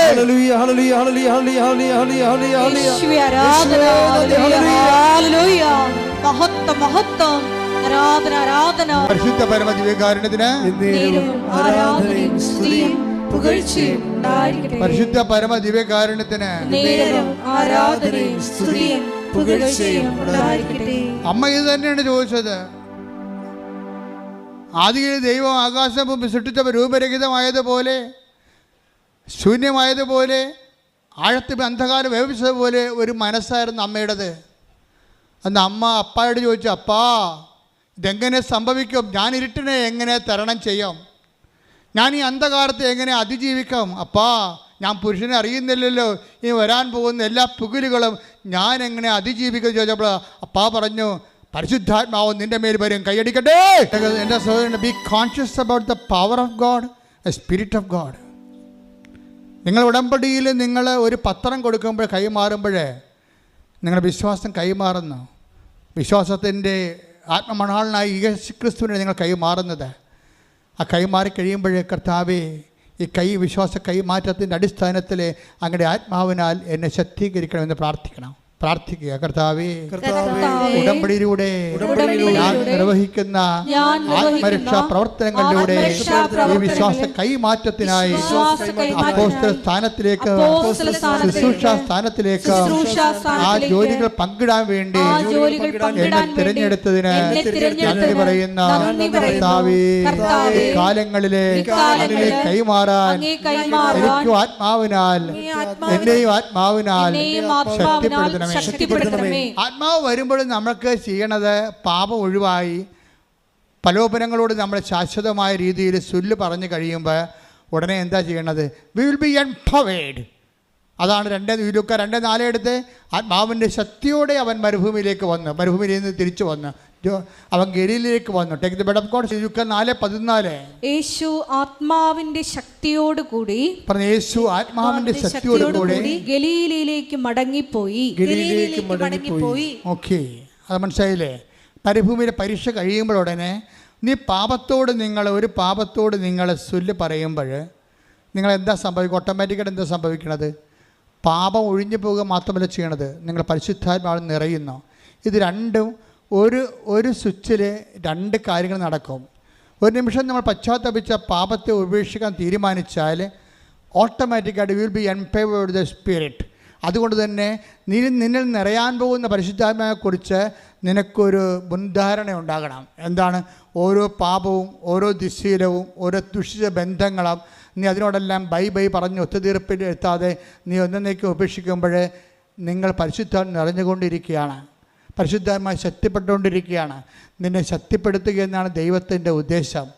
അതായത് ഇതെങ്ങനെ സംഭവിക്കുമെന്ന് ചോദിച്ചാൽ മറിയത്തോട് ദൈവം പറഞ്ഞത്, you will be inspirited with the power of the almighty. എന്താണ്? പരിശുദ്ധാത്മാവ് നിൻ്റെ മേൽ വരും. എന്താണ്? അത്യുന്നതൻ്റെ ശക്തി. ലൂക്ക 1:35 ശ്രുതിക്കട്ടെ. ഹല്ലേലൂയ. ലൂക്ക 1:35. ദൂതൻ മറുപടി പറഞ്ഞു. ഇതെങ്ങനെ സംഭവിക്കുമെന്ന് ചോദിച്ചാൽ നിൻ്റെ ജീവിതത്തിലുണ്ടല്ലോ എങ്ങനെ ഞാൻ ഇങ്ങനെ കരകയറും? ഇത്രയും കടമുണ്ടല്ലോ, ഇത്രയും 14 കൊല്ലം എനിക്ക് മക്കളില്ലല്ലോ, എനിക്ക് മക്കളുണ്ടാകും, ഇത്രയും നാളുടെ എനിക്ക് 36 വയസ്സുണ്ടല്ലോ, എനിക്ക് എൻ്റെ കല്യാണം നടക്കാത്തത് എന്താണ്? ഇതെങ്ങനെ സംഭവിക്കും? ഇനി എങ്ങനെ സംഭവിക്കുമെന്ന് ചോദിച്ചാൽ ബൈബിളിന് 2 ഉത്തരമില്ല, ഒറ്റ ഉത്തരമേ ഉള്ളൂ. എന്താണ്? ദൂതൻ മറുപടി പറഞ്ഞു. എന്താ പറഞ്ഞത്? പരിശുദ്ധാത്മാവ് നിന്റെ മേൽ വരും. പരിശുദ്ധാത്മാവ് നിന്റെ മേൽ വരും. ഒന്ന് പറഞ്ഞേ, പരിശുദ്ധാത്മാവ് നിന്റെ മേൽ വരും. അത്യുന്നതന്റെ ശക്തി നിന്റെ മേൽ ആവസിക്കും. ആകയാൽ ജനിക്കാൻ പോകുന്ന ശിശു പരിശുദ്ധൻ ദൈവപുത്രൻ എന്ന് വിളിക്കപ്പെടും. അപ്പൊ ഇതെന്ത്? അതായത് 2 കാര്യം. ഒന്ന്, ലൂക്ക 2:14 യേശു ഗലീലയിലേക്ക് വരണത് പരിശുദ്ധാത്മാവ് നിറഞ്ഞാണ്. ഇതുപോലെ തന്നെ അമ്മ എലിസബത്തിലേക്ക് പോകണതും പരിശുദ്ധാത്മാവ് നിറഞ്ഞതാണ്. നമ്മളെ ഏൽപ്പിച്ച ദൗത്യങ്ങളിലേക്ക് പോകുമ്പോൾ മുമ്പ് നമ്മൾ പരിശുദ്ധാത്മാവ് നിറഞ്ഞിരിക്കണം.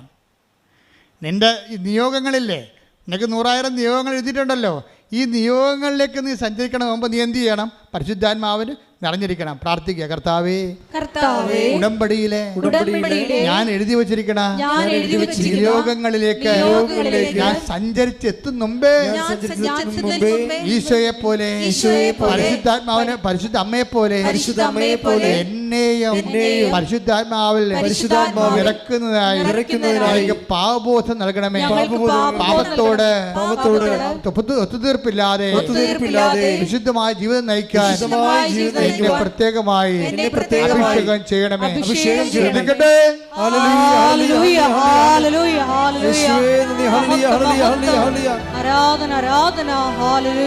എൻ്റെ പ്രിയപ്പെട്ടവരെ, നമ്മളെപ്പോഴും ശ്രദ്ധിക്കേണ്ട ഒരു വിഷയമാണ്. ഇപ്പം മറിയോ പരിശുദ്ധ അമ്മയും എലിസബത്തിനെ കാണാൻ പോകുന്നതാണ് അടുത്തത്. അപ്പോൾ അമ്മയുടെ മനസ്സിന് ഒരു രൂപമില്ല, 2-3 പ്രശ്നങ്ങൾക്ക് രൂപമില്ല. ആഴത്തിനുമേ അന്ധകാരം വ്യാപിച്ചിരിക്കുന്ന ഒരവസ്ഥയിലാണ് പരിശുദ്ധാത്മാവിനെ എംപവർ ചെയ്ത് കൊടുക്കണത്. ഇനി പരിശുദ്ധാത്മാവാണ് എല്ലാം റീസെറ്റ് ചെയ്യണത്.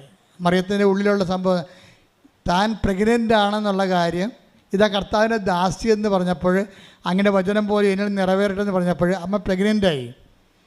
പക്ഷേ അമ്മയെ ഒരു 16 വയസ്സുള്ള യഹൂദ യുവതി എന്ന രീതിയിൽ അമ്മയ്ക്കിതിൻ്റെ മറ്റ് ഫിസിക്കൽ വശങ്ങളെക്കുറിച്ച് അത്രയ്ക്ക് ഐഡിയ ഇല്ല. അത് അമ്മയ്ക്ക് ഇങ്ങനെ ഒരു ഐഡിയ ഇല്ല, എങ്ങനെയാണ് പ്രഗ്നൻ്റ് ആകുകയും എങ്ങനെയാണ് കല്യാണം കഴിക്കണമെന്ന് മനസ്സമ്മതം കഴിഞ്ഞപ്പോൾ തന്നെ പ്രഗ്നൻ്റ് ആകുകയും നാട്ടിലിങ്ങനെ വീർത്ത വയറുമായിട്ട് നടക്കുകയും, അപ്പോൾ നാട്ടുകാരെന്ത് പറയും, അപ്പോൾ വരാൻ പോകുന്ന ദുരിതങ്ങളൊക്കെ ഓർത്തിട്ട് അമ്മയ്ക്കൊരു ഐഡിയ ഇല്ല. പക്ഷേ ഐഡിയ ഇല്ലെങ്കിലും പരിശുദ്ധാത്മാവ് നമ്മളെ സഹായിക്കും. പരിശുദ്ധാത്മാവ് പറയും, നിനക്ക് ഇപ്പോൾ കുറച്ച് പ്രശ്നങ്ങളുണ്ടല്ലോ, മാനസിക പ്രശ്നമാണ് നിൻ്റെത്, എങ്ങനെയാണ് ഈ വിഷയം കൈകാര്യം ചെയ്യേണ്ടതെന്ന് അറിയത്തില്ലാത്തതല്ലേ വിഷയം. ഇപ്പോൾ കഴിഞ്ഞ ദിവസങ്ങളിൽ ഒരു മോള് വന്നു, അച്ഛാ ഞാൻ 2 മാസം പ്രഗ്നൻ്റ് ആണ്, അതിൻ്റെ വേറെ അബൌട്ട്സൊക്കെ പറഞ്ഞു. അപ്പം ഞാൻ അവളോടൊന്നും മാത്രമേ പറഞ്ഞുള്ളൂ, എത്രയും വേഗം രജിസ്റ്റർ ചെയ്തിട്ട് എൻ്റെ അടുത്ത് വരാൻ പറഞ്ഞു. ആ ഒറ്റ സംഭവത്ത് കൊണ്ട് അമ്മയുടെയും മകളുടെയും സംശയം തീർന്നു പോയി.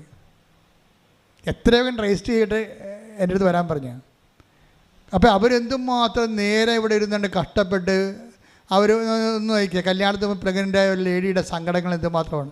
അവളാണ് അത്ര വയസ്സും പ്രായവുമില്ല. അച്ഛൻ വഴക്കിടുവോ, നാട്ടുകാരോട് എന്ത് പറയും, ഇങ്ങനെ കുറേ എന്തായിരിക്കും ഇനി പരിഹൃതി, അബോർഷൻ ചെയ്യേണ്ടി വരുമോ, അല്ലെങ്കിൽ ഞങ്ങൾക്ക് പിരിയേണ്ടി വരുമോ, എന്തായിരിക്കും അച്ഛൻ പറയാൻ പോണത് എന്നൊക്കെയായിരിക്കും ഇവിടെ ചിന്തിച്ച് ആകുലപ്പെട്ട് രണ്ടും അമ്മയും മകളും വിഷമിത്താൻ വരണം. ഞാൻ കൈ വെച്ചിട്ട് പറഞ്ഞ് എത്രയും വേഗം റേസ് ചെയ്തിട്ട് വരാൻ പറഞ്ഞു, തിരിച്ചു വരാൻ. Chapter is closed. സെക്കൻഡിനുള്ളിൽ പരിശുദ്ധാത്മാവ് ഉണ്ടെങ്കിൽ നമുക്ക് പെട്ടെന്ന് നമുക്ക് മറുപടി കിട്ടും. ആ പരിശുദ്ധാത്മ ഇപ്പോൾ അമ്മ എന്താ ചെയ്യണം, ഇപ്പോൾ പരിശുദ്ധ അമ്മ എന്താ ചെയ്തിരിക്കണത്, നേരെ അങ്ങോട്ട് ചെന്നിട്ട് ഇത് എലിസബത്ത് എന്ന് പറയുന്നത് 65 വയസ്സുള്ള ചേച്ചി വലിയമ്മയാണ്. ഇവർക്ക് 16 വയസ്സേ ഉള്ളൂ. 16 വയസ്സുകാരത്തി എങ്ങനെയാണ് 65 വയസ്സുള്ളവരോട് അവർ പ്രഗ്നൻ്റ് ആണെന്ന് ചോദിക്കണത്? ഭയങ്കര പ്രശ്നമല്ലേ? അത് അമ്മയുടെ പ്രശ്നം അതാണ്. അമ്മ പറഞ്ഞു നീ എലിസബത്തെ പോയി കാണാൻ പറയുന്നുണ്ട്. എലിസബത്ത് പ്രഗ്നൻ്റാണ്, 6 മാസം പ്രഗ്നൻ്റ് ആണെന്നാണ് പറഞ്ഞിരിക്കുന്നത് മാലാഖ. പക്ഷേ 65 വയസ്സുള്ള ചേടത്തിയോട് പോയിട്ട് ആൻറ്റി പ്രഗ്നൻ്റ് ആണെന്ന് ചോദിച്ചു കഴിഞ്ഞാൽ ഉള്ള അവസ്ഥ എന്തായിരിക്കും? അമ്മ അങ്ങനെ ചോദിക്കത്തുമില്ല. ഇപ്പോഴത്തെ പെൺപിള്ളേരാണ് ഉടനെ ചോദിക്കും, ആൻറ്റിയാണെന്ന് നോക്കത്തില്ല, വലിയമ്മ തലയാണെങ്കിൽ ചോദിക്കും. അന്ന് ചോദിക്കത്തില്ല, അതാണ് പ്രശ്നം. അപ്പോൾ അത് അമ്മയുടെ സ്വകാര്യ പ്രശ്നമാണ്. ഇങ്ങനെ വിഷമിച്ചിങ്ങനെ കഴുത വണ്ടിയെ പോകുമ്പോൾ ഈ വിഷമമുണ്ട്. എങ്ങനെ ആൻറ്റിയോട് ചോദിക്കണം? ആൻറ്റിക്ക് 65 വയസ്സില്ലേ, എനിക്ക് 16 വയസ്സല്ലേ ഉള്ളൂ, എൻ്റെ കാര്യം എങ്ങനെ ആൻറ്റിയോട് പറയണത്? ആൻറ്റി എന്തായിരിക്കും അതിൻ്റെ പ്രതികരണം? ഇങ്ങനെ ഒരു രൂപവുമില്ല. ആഴത്തിനുമേൽ അന്ധകാരം വ്യാപിച്ചിരുന്നു, ഭൂമി രൂപരഹിതമായിരുന്നു. കണ്ട, ഇതാണ് അവസ്ഥ. പക്ഷേ പരിശുദ്ധാത്മാവ് അത് രൂപരഹിതമായതുകൊണ്ട് പരിശുദ്ധാത്മാവിനെ എംപവർ ചെയ്ത് വിട്ടിട്ട് പറയും, പരിശുദ്ധാത്മാവിനെക്കുറിച്ച് ഈശോ വാദോരാതെ പറയണ കേൾക്കാം. പരിശുദ്ധാത്മാവ് വരും, വരാതിരിക്കുന്ന കാര്യങ്ങൾ പറയും, അവൻ നിങ്ങളെ സാന്ത്വനപ്പെടുത്തും, സഹായകനായിരിക്കും. ഒന്ന് കൈയടിച്ച് ശ്രദ്ധിക്കട്ടെ. ഹല്ലേലൂയ. യോഹന്നാൻ 16:14. അവൻ സ്വമേധയാ ആയിരിക്കില്ല സംസാരിക്കുന്നത്, അവൻ കേൾക്കുന്നത് മാത്രം സംസാരിക്കും. വരാനിരിക്കുന്ന കാര്യങ്ങൾ അവൻ നിങ്ങളെ അറിയിക്കും. അവൻ എനിക്കുള്ളവയിൽ നിന്ന് സ്വീകരിച്ച് നിങ്ങളോട് പ്രഖ്യാപിക്കും. അങ്ങനെ അവൻ എന്നെ മഹത്വപ്പെടുത്തും. വരാനിരിക്കുന്ന കാര്യങ്ങൾ അവൻ നിന്നോട് പറയുന്നത്. പരിശുദ്ധാത്മാവിന് ഉടമ്പടിയാണ് പരിശുദ്ധാത്മാവ് സ്വീകരിക്കാനുള്ള ഏറ്റവും നല്ല പ്രായോഗിക സൂത്രവാക്യം. കാര്യം അതിൻ്റെ അകത്ത് വിശ്വാസ ആവിഷ്കാരത്തിൻ്റെ പ്രാർത്ഥനയുണ്ട്, പ്രയോഗമുണ്ട്, പ്രഖ്യാപനമുണ്ട്. ഒരു സമ്പൂർണ്ണമായിട്ടുള്ള ഒരു പ്രയോഗ പദ്ധതിയാണ്, സുവിശേഷ പദ്ധതി ഉടമ്പടി. യോഹന്നാൻ 14:26. എന്നാൽ എൻ്റെ നാമത്തിൽ പിതാവ് അയക്കുന്ന സഹായകനായ പരിശുദ്ധാത്മാവ് എല്ലാ കാര്യങ്ങളും നിങ്ങളെ പഠിപ്പിക്കുകയും ഞാൻ നിങ്ങളോട് പറഞ്ഞിട്ടുള്ളതെല്ലാം നിങ്ങളെ അനുസ്മരിപ്പിക്കുകയും ചെയ്യും. അപ്പം നമ്മളെ പഠിപ്പിക്കും ഓരോ കാര്യങ്ങളും, എന്താണ് ചെയ്യേണ്ടത്, നാളെ എന്താ ചെയ്യേണ്ടത്, അവരോട് പോയി എന്താ സംസാരിക്കേണ്ടത്, ഇങ്ങനെ എല്ലാം ക്രമീകരിക്കും. അപ്പം നമുക്കവർക്ക് പരിചയമില്ലല്ലോ എന്ന് പറയുമ്പോൾ നമുക്ക് ആത്മാവിൽ ആ മാതാവിൻ്റെ മധ്യസ്ഥതയിൽ ഉടമ്പടിയിൽ ആത്മാവിനോട് സന്ധിക്കാനും പറ്റും. ഇപ്പം തന്നെ എന്നിട്ട് നമ്മളെ അതിൻ്റെ ഭാഗിക സത്യമല്ലാതെ പൂർണ്ണ സത്യത്തിലേക്ക്, എല്ലാ വിഷയത്തിൻ്റെയും പൂർണ്ണതയിലേക്ക്. അപ്പോൾ 16:13 എടുത്തേ. യോഹന്നാൻ 16:13. സത്യാത്മാവ് വരുമ്പോൾ നിങ്ങളെ സത്യത്തിൻ്റെ പൂർണ്ണതയിലേക്ക് നയിക്കും. അപ്പം ഇങ്ങനെ ഓരോരോ ദൗത്യങ്ങളെക്കുറിച്ച് പരിശുദ്ധാത്മാവിൽ എന്തെല്ലാം ദൗത്യങ്ങളുണ്ട് അതെല്ലാം ഈശോ പറഞ്ഞുകൊണ്ടേയിരിക്കും. തൻ്റെ ഡിപ്പാർച്ചർ സ്പീച്ചിലാണ് ഇതെല്ലാം വരുന്നത്. കർത്താവിൻ്റെ അവസാനത്തെ 6 മാസമില്ലേ, ഈ ഭൂമിയിലുള്ള തൻ്റെ അവസാനത്തെ 6 മാസത്തിലാണ് ആത്മാവിനെക്കുറിച്ച് വല്ലാണ്ട് ഇങ്ങനെ സംസാരിച്ചുകൊണ്ടിരിക്കും. എപ്പോഴും മലമൂടി തന്നെയായിരിക്കും, പലപ്പോഴും പ്രാർത്ഥനയിലായിരിക്കും. പ്രാർത്ഥിച്ചു വരുമ്പോൾ സംസാരിക്കുന്നത് പരിശുദ്ധാത്മാവിനെക്കുറിച്ചായിരിക്കും. അപ്പോൾ take serious about the holy spirit. നിങ്ങളുടെ ഓരോ ഉടമ്പടി വാഗ്ദാനങ്ങൾ നിങ്ങൾ നിറവേറ്റുമ്പോഴും കർത്താവേ ഇത് സ്വീകരിച്ചുകൊണ്ട് എൻ്റെ ആത്മാവിൽ നിറക്കണമെന്ന് പ്രാർത്ഥിക്കണം. അത് ദൈവത്തിൻ്റെ ഭാഗത്തുനിന്ന് കുറേ പരിഹാരങ്ങൾ വരും. എന്താ മറിയത്തിൻ്റെ പ്രശ്നം എന്താ? മറിയത്തിന് രൂപമില്ല. ഇതെങ്ങനെയാണ് ഈ വിഷയം അവതരിപ്പിക്കുന്നത്? ഞാൻ പ്രഗ്നൻ്റ് ആണെന്ന് എങ്ങനെയാണ് അമ്മയോട് പറയണത്? ഇനി ഞാൻ തന്നെ പ്രഗ്നൻ്റ് ആണോ? ഈ മംഗളവാർത്തയിൽ എന്താ സംഭവിച്ചത്? അതുകൊണ്ടാണ് ഇവരെ നേരെ അമ്മയുടെ അനിയത്തിലേക്ക് ചർച്ചക്കാരിലേക്ക് വിടുന്നത്. അപ്പോൾ എലിസബത്തിൻ്റെ അടുത്ത് ചെല്ലുമ്പോൾ എലിസബത്ത് ആദ്യം തന്നെ മറിയത്തെ കാണുമ്പോൾ തന്നെ പരിശുദ്ധാത്മാവ് നിറയും. നിറയെ മാത്രമല്ല, പരിശുദ്ധാത്മാവ് എലിസബത്തിൻ്റെ ഗർഭശിശുവിനെ തുള്ളിച്ചടിക്കും. അപ്പോൾ പരിശുദ്ധാത്മാവ് എലിസബത്തിനോട് പറയും, വന്ന് നിൽക്കുന്നത് ആരാണെന്ന് നോക്കിക്കേ, എൻ്റെ പഴയ മേരിക്കുട്ടിയൊന്നുമല്ല. എന്താണ്? He's the mother of God. Oh my God's mother, എൻ്റെ കർത്താവിൻ്റെ അമ്മയെന്ന് പറഞ്ഞ് എലിസബത്ത് മുട്ടേ നിൽക്കും. Hallelujah, hallelujah, hallelujah. യേശുവേ നന്ദി. അത് അപ്പം കർത്താവിൻ്റെ അമ്മയാണ് താനെന്ന് പരിശുദ്ധാത്മാവ് എലിസബത്തിലൂടെ പറയിപ്പിക്കുമ്പോൾ മറിയത്തിന് രൂപം ഉണ്ടാകും. രൂപവും ഭാവവും ഇല്ലാതെ പോയ ആളാണ്. ആത്മാവാണ് എല്ലാത്തിനും രൂപം ഉണ്ടാകുന്നത്. ഒരിക്കൽ ആത്മാവ് എലിസബത്തിലൂടെ എല്ലാ ആശങ്കകൾക്കും മറിയത്തിന് മറുപടി കൊടുക്കണം. കണ്ടില്ലേ എന്ത് രസമാണ്, എന്ത് മനോഹരമാണ്. അപ്പോഴാണ് അമ്മ ഒന്ന് ദീർഘനിശ്വാസം പറയും. അപ്പോഴാണ് ഒരു ആശ്വാസം വേണ്ടത് രൂപം കിട്ടിക്കഴിഞ്ഞപ്പോൾ. എന്താണ്? My soul magnifies the Lord, എൻ്റെ ആത്മാവ് എൻ്റെ കർത്താവിൽ ആനന്ദിക്കുന്നു എന്ന് പറഞ്ഞിട്ട് വയറേ പൊത്തും. എൻ്റെ ആത്മാവ് എൻ്റെ രക്ഷകനായ ദൈവത്തിൽ ആനന്ദം കൊള്ളുന്നു. എൻ്റെ കർത്താവിൻ്റെ അമ്മ എന്ന് ആരാ പറഞ്ഞത്? കത്തോലിക്ക സഭയെ അല്ല. അവിടെയല്ലേ തെറ്റിയത്? ആരാ പറഞ്ഞത്? എലിസബത്ത്. എലിസബത്താണോ പറഞ്ഞത്? അല്ല. ആരാണ്? പരിശുദ്ധാത്മാവിനെ നിറഞ്ഞു പറഞ്ഞു. കൈയടിക്കട്ടെ. ഹല്ലേലൂയ, ഹല്ലേലൂയ, ഹല്ലേലൂയ. മഹത്വം, മഹത്വം, ആരാധന, ആരാധന. ഹല്ലേലൂയ, ഹല്ലേലൂയ.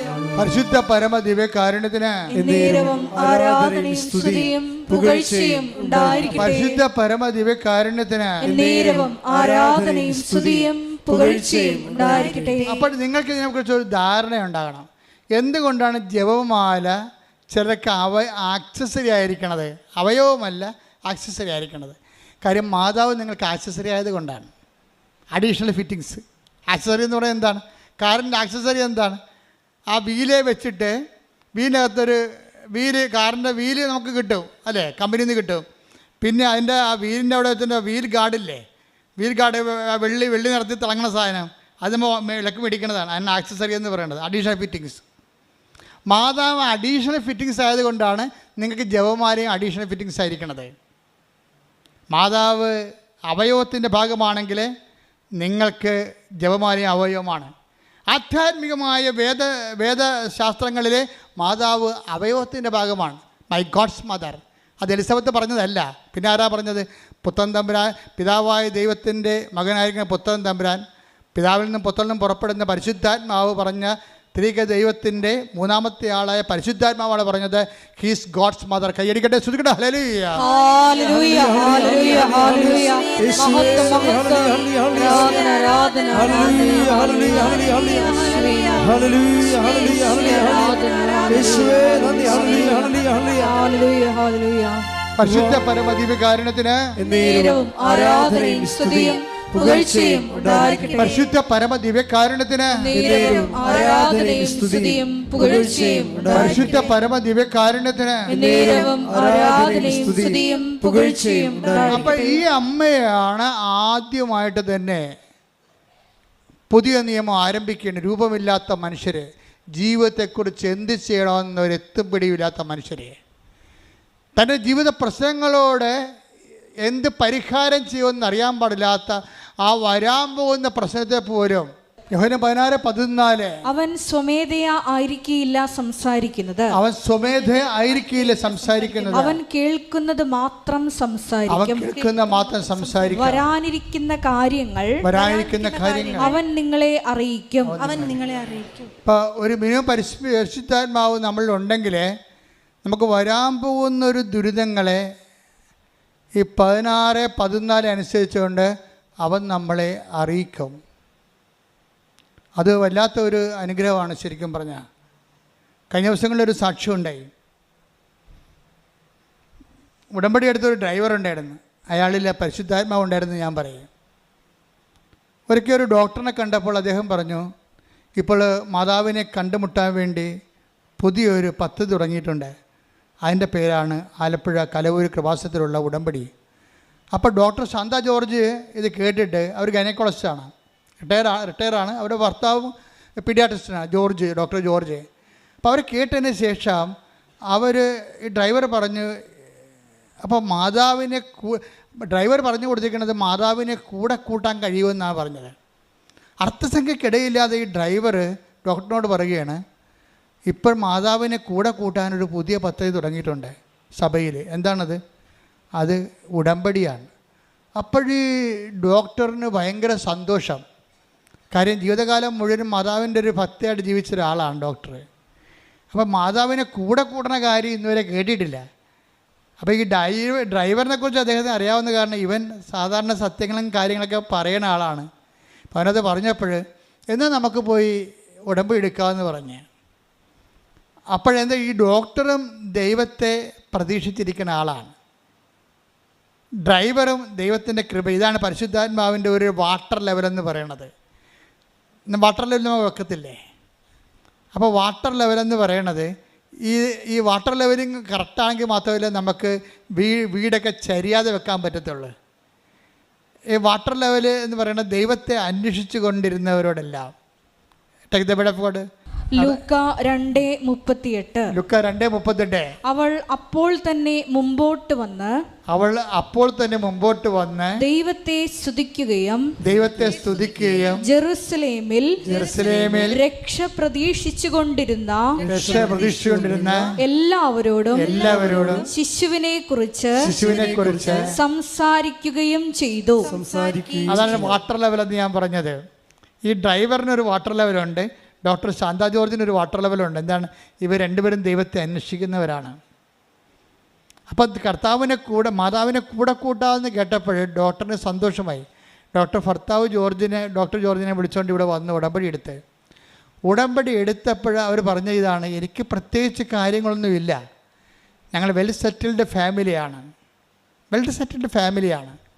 എന്ന് വെച്ച് കഴിഞ്ഞാൽ ചില ആൾക്കാർ വെൽ സെറ്റിൽഡ് ഫാമിലി ആയി കഴിയുമ്പോൾ പിന്നെ പ്രത്യേകിച്ച് കാര്യങ്ങളൊന്നും ഉണ്ടാകത്തില്ല. ഇവർ ആ ഉദ്ദേശത്തിലല്ല പറയണത്.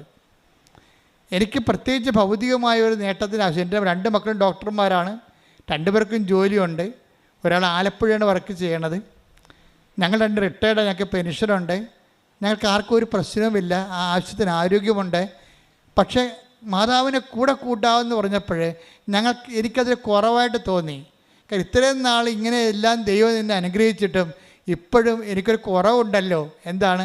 മാതാവിനെ കൂടെ കൂട്ടാത്ത കുറവ്. അതാണ് സംഭവം. അപ്പോൾ അത് കേട്ടപ്പോൾ തന്നെ അവർ തിരിച്ചു വന്ന് ഉടമ്പടി എടുത്തിട്ട് അവർ ഒന്നേ പറഞ്ഞുള്ളൂ: അമ്മയെ കൂടെ വരണമേ. അത്രയേ ഉള്ളൂ, വേറെ ഒന്നും പറഞ്ഞില്ല. അമ്മയെ കൂടെ വരണമേ. അത് സത്യസന്ധമാകുന്ന കാരണം പിന്നെ എന്താ സംഭവിക്കണത്? അതായത് പരിശുദ്ധാത്മാവ് ഉണ്ടെങ്കിൽ നമ്മൾക്കറിയാമല്ലോ, 16-14 എന്താ പറയണത്? വരാനിരിക്കുന്ന കാര്യങ്ങൾ അവൻ നിന്നോട് പറയും. അമ്മ എന്തിനാണ് ഇവിടെ കൂടെ പോയത്? പിറ്റേ ദിവസം ഭർത്താവിന് ഹാർട്ട് അറ്റാക്കായി. അമ്മയ്ക്കത് അറിയാമായിരുന്നു, എന്തോ വിപത്ത് സംഭവിക്കാൻ പോകണമെന്നുള്ളതിനെക്കുറിച്ച്. അമ്മ കൃപാസനത്തിൽ വന്ന് അതല്ലേ പറഞ്ഞത്, ദുരന്തം ഉണ്ടാകാൻ പോണ്, പ്രാർത്ഥിക്കണം, വരാനിരിക്കുന്ന കാര്യങ്ങൾ. അപ്പോൾ നമ്മുടെ ജീവിതത്തിൽ ഒരു ദുരന്തം ഉണ്ടാകാൻ പോകണമെങ്കിൽ നമ്മൾ മുൻകൂർ ജാമ്യം എടുക്കാൻ വേണ്ടി അമ്മ നേരിട്ടെടുത്തതാണ് ഉടമ്പടി. കൈയടിക്കട്ടെ.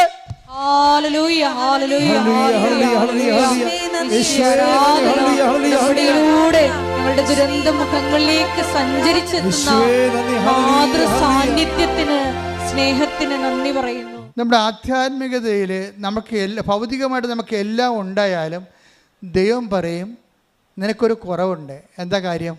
വരാൻ പോകുന്ന ദുരിതങ്ങളെ കണ്ടുപിടിക്കാനുള്ള കാര്യം നിനക്ക് ഇല്ല. അതിനെന്ത് ചെയ്യണം? ഞാൻ നിൻ്റെ കൂടെ ഉണ്ടാവണം. അതാണ് വിഷയം. അപ്പോൾ ഈ കുടുംബത്തിന് വലിയൊരു വിപത്തുണ്ടാകാൻ പോകണമെന്ന് കണ്ടപ്പോൾ തന്നെ ഈ ഡ്രൈവറിലൂടെ, പിന്നെ ആ ഡ്രൈവറാണ് അതിന് ഉപയോഗപ്പെട്ടത്. ഡ്രൈവറിലൂടെ പറഞ്ഞു, എന്നോട് നീ വന്ന് അവരോടൊന്ന് ഉടമ്പെടുക്കാൻ പറയാം, എനിക്ക് അവരുടെ ഭവനത്തിൽ ചെല്ലണം, അവരെ ഈ വിഷയത്തിൽ നിന്ന് അവരെ സംരക്ഷിക്കണം. അപ്പോൾ ദൈവം എന്ത് കരുതലാണെന്ന് നോക്കി.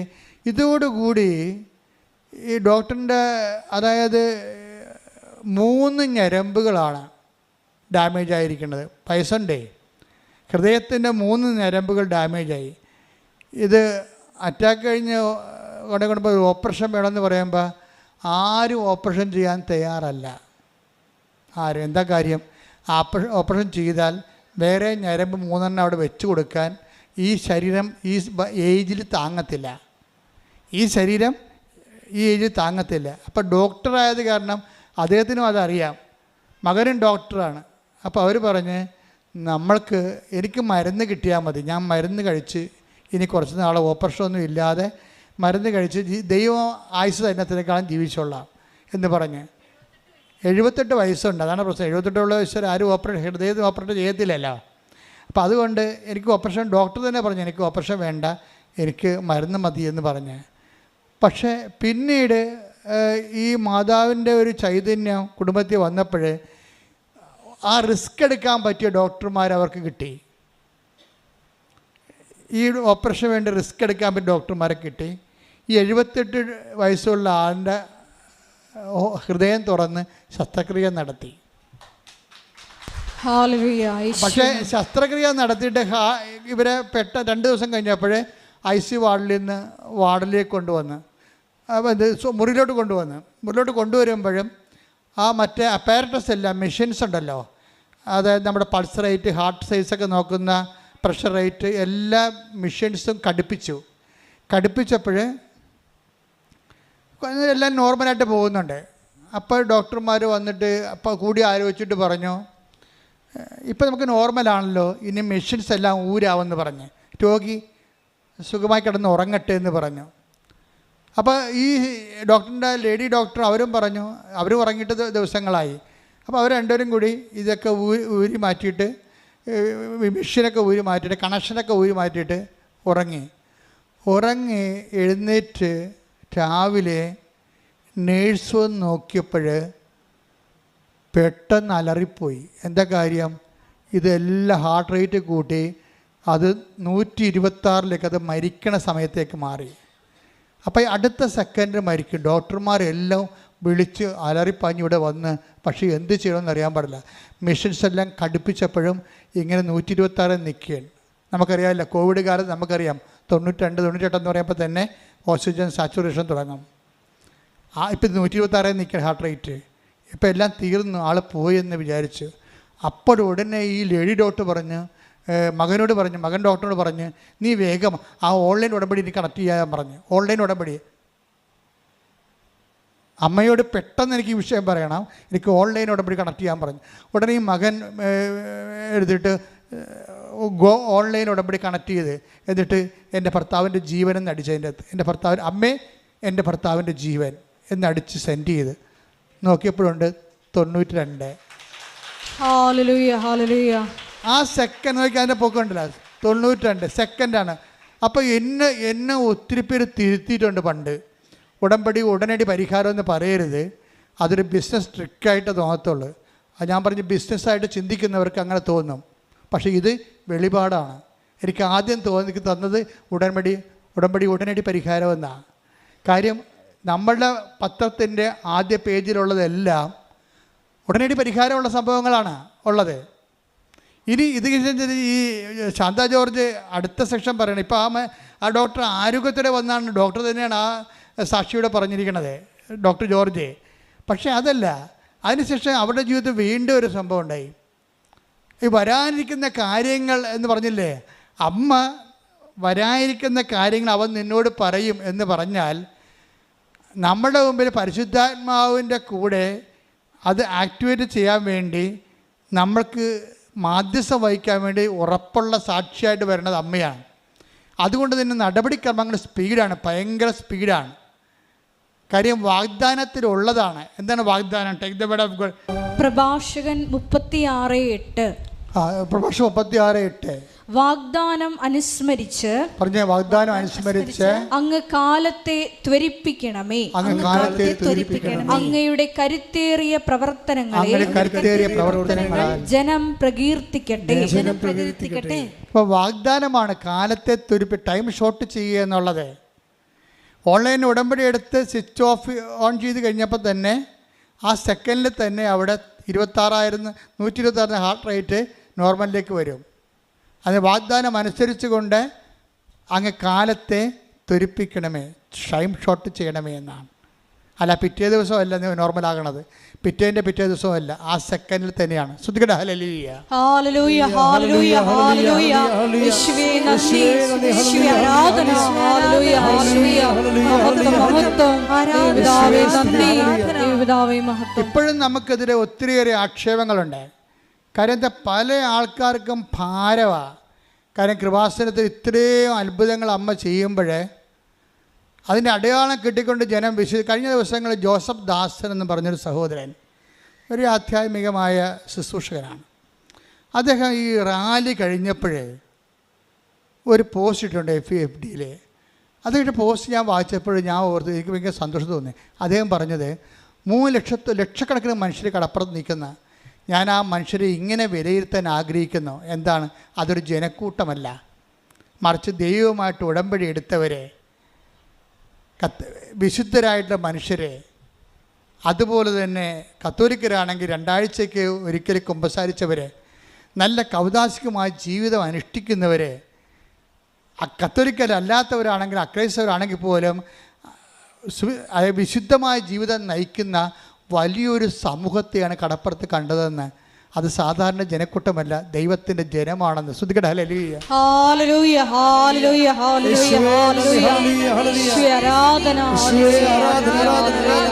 അപ്പോൾ ഒരു മനുഷ്യന് പുറത്തുനിന്ന് നോക്കുന്നൊരു മനുഷ്യന്, അത് അദ്ദേഹം വിദേശത്തു നിന്നാണ് ഈ റാലി പങ്കെടുക്കുന്നത്.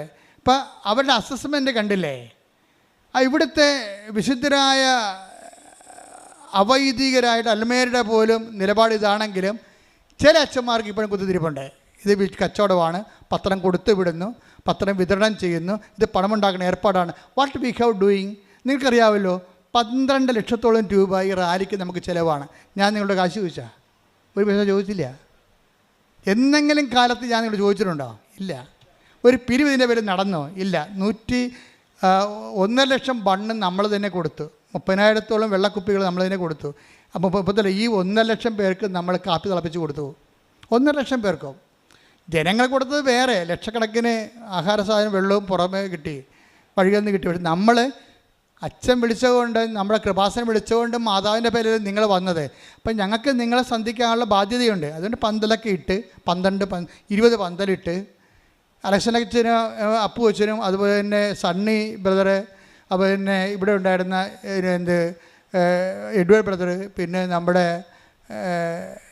വളണ്ടിയർ ക്യാപ്റ്റനായിട്ടുള്ള റോബർട്ട് ബ്രദറ്, അങ്ങനെ എത്രയോ പേരാണ് ഇതിൻ്റെ പിന്നിൽ യോമോളൊക്കെ പ്രാർത്ഥിക്കുകയും സിസ്റ്റർമാർ, ഇവിടെയുള്ള എല്ലാ എക്സിക്യൂട്ടീവ് അംഗങ്ങളും നിരന്തരമായിട്ട്, തങ്കച്ചേടൻ, ഇങ്ങനെ എല്ലാവരും നിരന്തരമായിട്ട് പ്രാർത്ഥിക്കുകയാണ്. പ്രാർത്ഥിച്ച് അതിമനോഹരമായിട്ട് ഒരു കരട് പോലും വീഴാതെ. പിന്നെ ചെറിയോട് ഞാൻ അവിടെ സമരത്തിന് പോയപ്പോൾ ഇവിടെ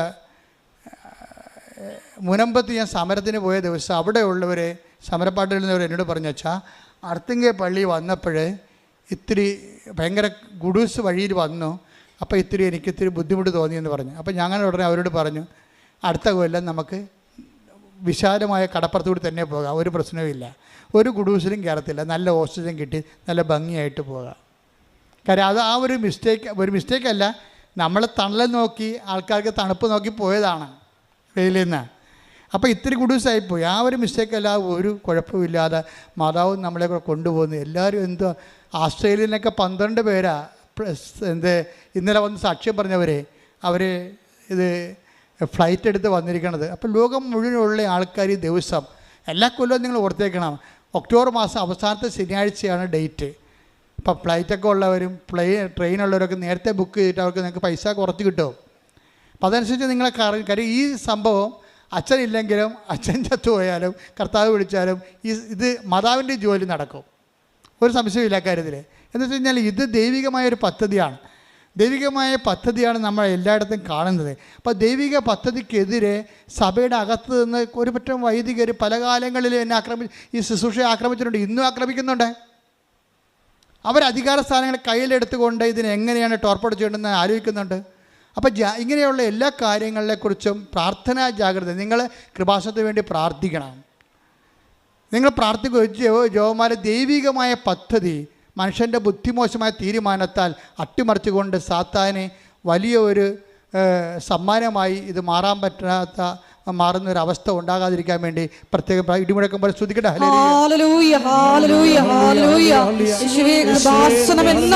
ദൈവിക സംവിധാനത്തെ തകർക്കുന്ന സഭയ്ക്കകത്തും പുറത്തുമുള്ള എല്ലാ പൈശാചിക ശക്തികളെയും അമ്മയുടെ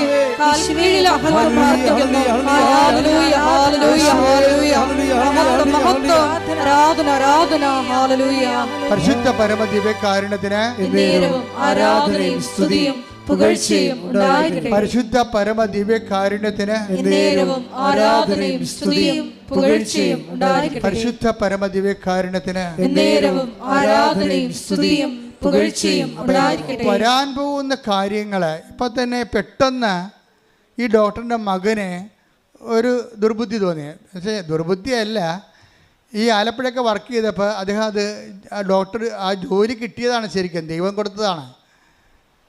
PSC എഴുതി കിട്ടിയ ജോലിയാണ്, അത് ഈ ഉടമ്പടിയുടെ ഒരു ഭാഗമാണ്. പക്ഷേ അമ്മയുടെ പ്രാർത്ഥന, ഡോക്ടറിൻ്റെ അമ്മയുടെ പ്രാർത്ഥനയുടെ ഭാഗമാണ് ജോലി കിട്ടിയത്. പക്ഷേ രോഗികൾ താങ്ങാനാവാത്ത രോഗികളാണ്. അതുകൊണ്ട് അദ്ദേഹം ആ ജോലി കുറച്ച് ചെയ്തപ്പോൾ രാജിവെച്ചു. ഞാൻ കഴിഞ്ഞ ദിവസങ്ങളിൽ ഇംഗ്ലണ്ടിൽ നിന്ന് ഒരു ഡോക്ടർ വന്ന് ഇവിടെ പ്രാർത്ഥിച്ച് അവിടുത്തെ നമ്മുടെ മലയാളിയാണ്. അപ്പോൾ ഞാൻ പറഞ്ഞു, ഞാൻ അവിടുത്തെ സർവീസൊക്കെ എങ്ങനെ പോകണമെന്ന് ചോദിച്ചാൽ പറഞ്ഞ് അവിടെ പേഴ്സണൽ ടൈമുണ്ട്, പ്രൈവറ്റ് ടൈമുണ്ട്, ഡ്യൂട്ടി ടൈമുണ്ട്. ഡ്യൂട്ടി ടൈം 8 മണിക്കൂറാണ്. ബാക്കിയൊന്നും എക്സ്ട്രാ വർക്കൊന്നും ചെയ്യത്തില്ല. ബുക്ക് ചെയ്യണമെങ്കിൽ നേരത്തെ ബുക്ക് ചെയ്യണം. അതുകൊണ്ട് ഇന്ത്യയിൽ വന്ന് ചികിത്സിക്കുന്നതാണ് നല്ലത്. എനിക്കും തോന്നി, യൂറോപ്പിലൊക്കെ ചെന്നപ്പോൾ എനിക്കും തോന്നി അതാണ്. ഈ ഇന്ത്യ എന്തൊരു മനോഹരമാണെന്ന്. നിങ്ങൾ കെട്ടിയെടുത്ത് പെറുക്കി അവിടെ പോകുന്നു, ഒക്കെ പോട്ടെ, ഓണർ പോട്ടെ. അവിടെ കടങ്ങൾ കൊണ്ടൊക്കെ ആയിരിക്കും അവർ പോണത്, അല്ലെങ്കിൽ ഇവിടെ ജോലി കിട്ടാത്തതുകൊണ്ടായിരിക്കും. ഞാൻ അവരെ കുറ്റം പറയുന്നില്ല, ഞാൻ അവരെ എല്ലാ ദിവസവും പ്രാർത്ഥിക്കുന്നുണ്ടല്ലോ. പക്ഷേ എന്നാലും നമ്മുടെ രാജ്യത്തെ നമ്മൾ സ്നേഹിക്കണം. നമ്മൾ എവിടെ പോയാലും നമ്മുടെ രാജ്യത്തോളം മനോഹരമായ ഒരു രാജ്യം ഞാൻ കണ്ടിട്ടില്ല. എന്താ കാര്യം? അത്രയ്ക്ക് മനുഷ്യപ്പറ്റും.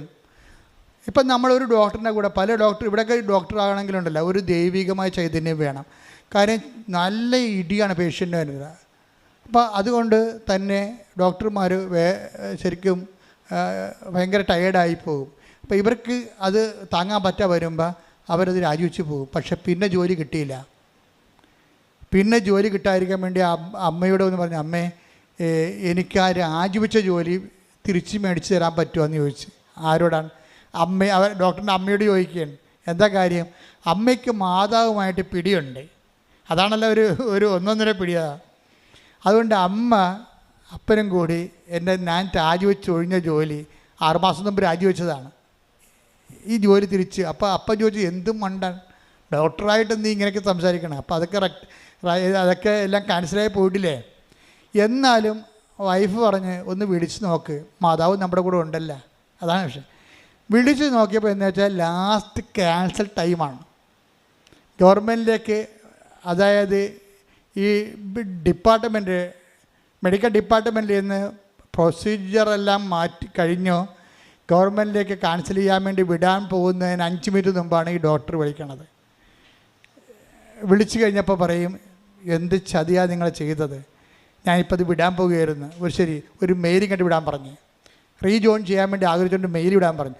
അപ്പം തന്നെ മൊബൈലിൽ ഒരു മെയിൽ വിട്ട് പിറ്റേ ദിവസം തന്നെ അപ്പോയിൻമെൻ്റായി, തിരിച്ച് അപ്പോയിൻമെൻ്റായി. അതായത് ഇതുപോലെയുള്ള എല്ലാ കാര്യങ്ങളെയും കഴിഞ്ഞ ദിവസങ്ങളിൽ, അതായത് യേശുവിൻ്റെ അമ്മ അവിടെ ഉണ്ടായിരുന്നു എന്നുള്ളതാണ് ഇതിൻ്റെ എല്ലാത്തിൻ്റെയും വിജയത്തിൻ്റെയും രഹസ്യം. കഴിഞ്ഞ ദിവസങ്ങളിൽ ഒരു സാക്ഷി ഇവിടെ പറഞ്ഞു, ഞാൻ ഭയങ്കര മുൻകോപിയായിരുന്നു. ഇപ്പം ഞാൻ കോപിക്കണില്ല. എന്താ കാര്യം എന്നറിയാവോ? ഞാൻ കോപിക്കുമ്പോൾ പരിശുദ്ധാത്മാവ് എന്നോട് പറയും, യേശുവിൻ്റെ അമ്മ ഇവിടെ ഉണ്ടെന്ന് പറയും. അപ്പം ഞാൻ കോപം നിർത്തി, ഇപ്പം ഞാൻ ശാന്തമായി. എന്താണ്? അപ്പം ഞാനോട്, ദൈവമേ, ഓരോ മനുഷ്യനും സ്വന്തമായിട്ട് വ്യാഖ്യാനിച്ച് വചനം സ്വന്തമായിട്ട് വ്യാഖ്യാനിച്ച് ജീവിത വിശുദ്ധി നേടാൻ കണ്ടില്ലേ? യേശുവിൻ്റെ അമ്മ ഇവിടെ ഉണ്ടായിരുന്നു, എൻ്റെ വീട്ടിലുണ്ട്, അതുകൊണ്ട് ഞാൻ കോപിക്കത്തില്ലെന്ന്, ഒരു തെറ്റും ചെയ്തിട്ടില്ലെന്ന്. അപ്പം മനുഷ്യൻ വിശുദ്ധിയിലൂടെ വളരാൻ അവൻ സ്വയമായി വചനം വ്യാഖ്യാനിച്ച് വിശുദ്ധി നിലനിൽക്കാൻ വേണ്ടി ദൈവം സഹായിക്കുന്നതിൻ്റെ കാരണം യേശുവിൻ്റെ അമ്മ അവിടെ ഉണ്ടായിരുന്ന സിംഗിൾ റീസണാണ്. ഉടമ്പടി ജീവിക്കുന്ന ഓരോ ദൈവത്തിൻ്റെ കൂടെ യേശുവിൻ്റെ അമ്മയുണ്ടാകുന്ന ബോധ്യം വിശുദ്ധി ജീവിക്കാനും എല്ലാത്തിനും അതിജീവിത വിശ്വാസത്തിൻ്റെ വക്താക്കളാകാൻ ദൈവം നിങ്ങൾ അനുഗ്രഹിക്കട്ടെ. സ്തുതിക്കട്ടെ.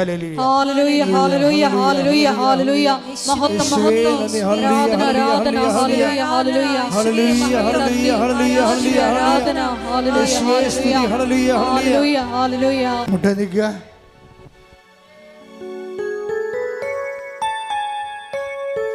ഇടത് കൈ നെഞ്ചിലും വലത് കൈ ശിരസിലും വെച്ചുകൊണ്ട് ശരീരം മുഴുവനായി ദൈവത്തിനെ ഏൽപ്പിച്ചുകൊണ്ട് ശരീരത്തിൻ്റെ ആവശ്യങ്ങൾക്കെതിരെ നമുക്ക് ദൈവികമായ ശാസന പ്രാർത്ഥന ചൊല്ലാം.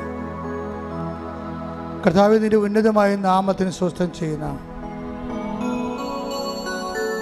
കർത്താവേ, നിന്റെ വിശുദ്ധ പൗരോഹിത്യത്തെ മഹത്വപ്പെടുത്തണമേ. കർത്താവേ, സഭയിലുള്ള സാന്നിധ്യം പ്രകടമാക്കണമേ. 38 വർഷം ഞാൻ അർപ്പിച്ച കൃപാനയുടെ യോഗ്യതയാൽ കൃപാസ്ഥാനത്താറെ ജീവനോടെ പ്രത്യക്ഷപ്പെട്ട പരിശുദ്ധ അമ്മയുടെ മാധ്യസ്ഥത്താൽ ഈ അൾത്താരയിൽ നടന്ന 10,000-കണക്കിന് ആരാധനയുടെ ശക്തിയാൽ അങ്ങയുടെ അവകാശം ഓഹരിമാകുന്ന അങ്ങയുടെ മക്കൾക്ക് വേണ്ടി പ്രാർത്ഥിക്കുന്ന കർത്താവേ, നിന്റെ തിരുമുറുപാർന്ന വലതുകരം അങ്ങയുടെ മക്കളുടെ ശിരസിൽ വെക്കണമെന്ന് പ്രാർത്ഥിക്കുന്നു. കർത്താവ്, അനുഗ്രഹപ്പെട്ട വലതുകരം അങ്ങയുടെ മക്കളുടെ ശിരസിൽ വെക്കണമെന്ന് പ്രാർത്ഥിക്കുന്നു. കർത്താവ്, ഉച്ച മുതൽ ഉള്ളംകാല് വരെ കർത്താവ് എല്ലാ കോശങ്ങളിലും പേശികളിലും കർത്താവ് എല്ലാ ഞാടിഞ്ഞരമ്പുകളിലും ശരീര കോശങ്ങളിലും കർത്താവിൻ്റെ രക്തം പടരട്ടെ, കർത്താവിന് ശക്തി പടരട്ടെ. ശ്രുതികട്ടെ. ഹല്ലേലൂയ. മാരക രോഗങ്ങള്, തീരാവ്യാധികള്, ജീവിത ദുരിതങ്ങള്, ജീവിത ഭാരങ്ങള്, ജീവിത തടസ്സങ്ങള് യേശു ക്രിസ്തുവിന്റെ നാമത്തില് മാറിപ്പോകട്ടെ. ദുരിതങ്ങളും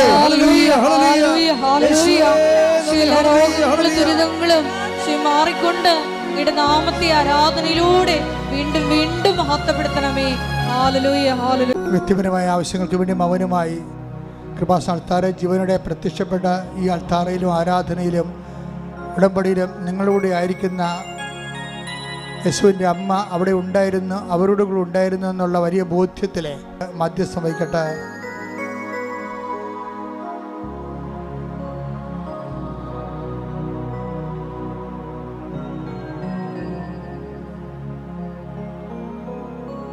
ഓൺലൈനിലുള്ളവരും ഇപ്പോഴും മൗനമായിട്ട് നിയോഗങ്ങൾ സമർപ്പിക്കേണ്ടതാണ്.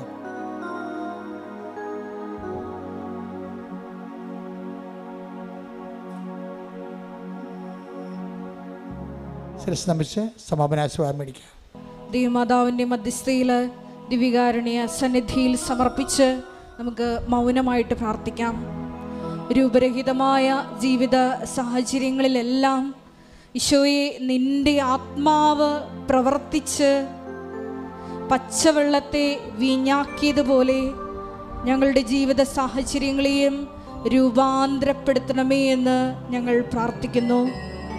കൃപാസനത്തിൽ സമയ ഘടികാരം നെഞ്ചിൽ ചാർത്തി പ്രത്യക്ഷയായ ദൈവമാതാവിൻ്റെ പ്രത്യേക മധ്യസ്ഥതയാൽ ഞങ്ങൾ എടുത്തിരിക്കുന്ന ഉടമ്പടിയെ അനുസ്മരിച്ചുകൊണ്ട് കാലത്തെ ത്വരിപ്പിച്ചുകൊണ്ട് എത്രയും വേഗം കൃപാസനം അൾത്താരയിൽ ഞങ്ങളെ സാക്ഷികളാക്കി ഉയർത്തണമേ എന്ന് പ്രാർത്ഥിച്ചുകൊണ്ട് ശിരസ്സ് നമിച്ച് നമുക്ക് ദിവ്യകാരുണ്യനാഥൻ്റെ ആശീർവാദം സ്വീകരിക്കാം.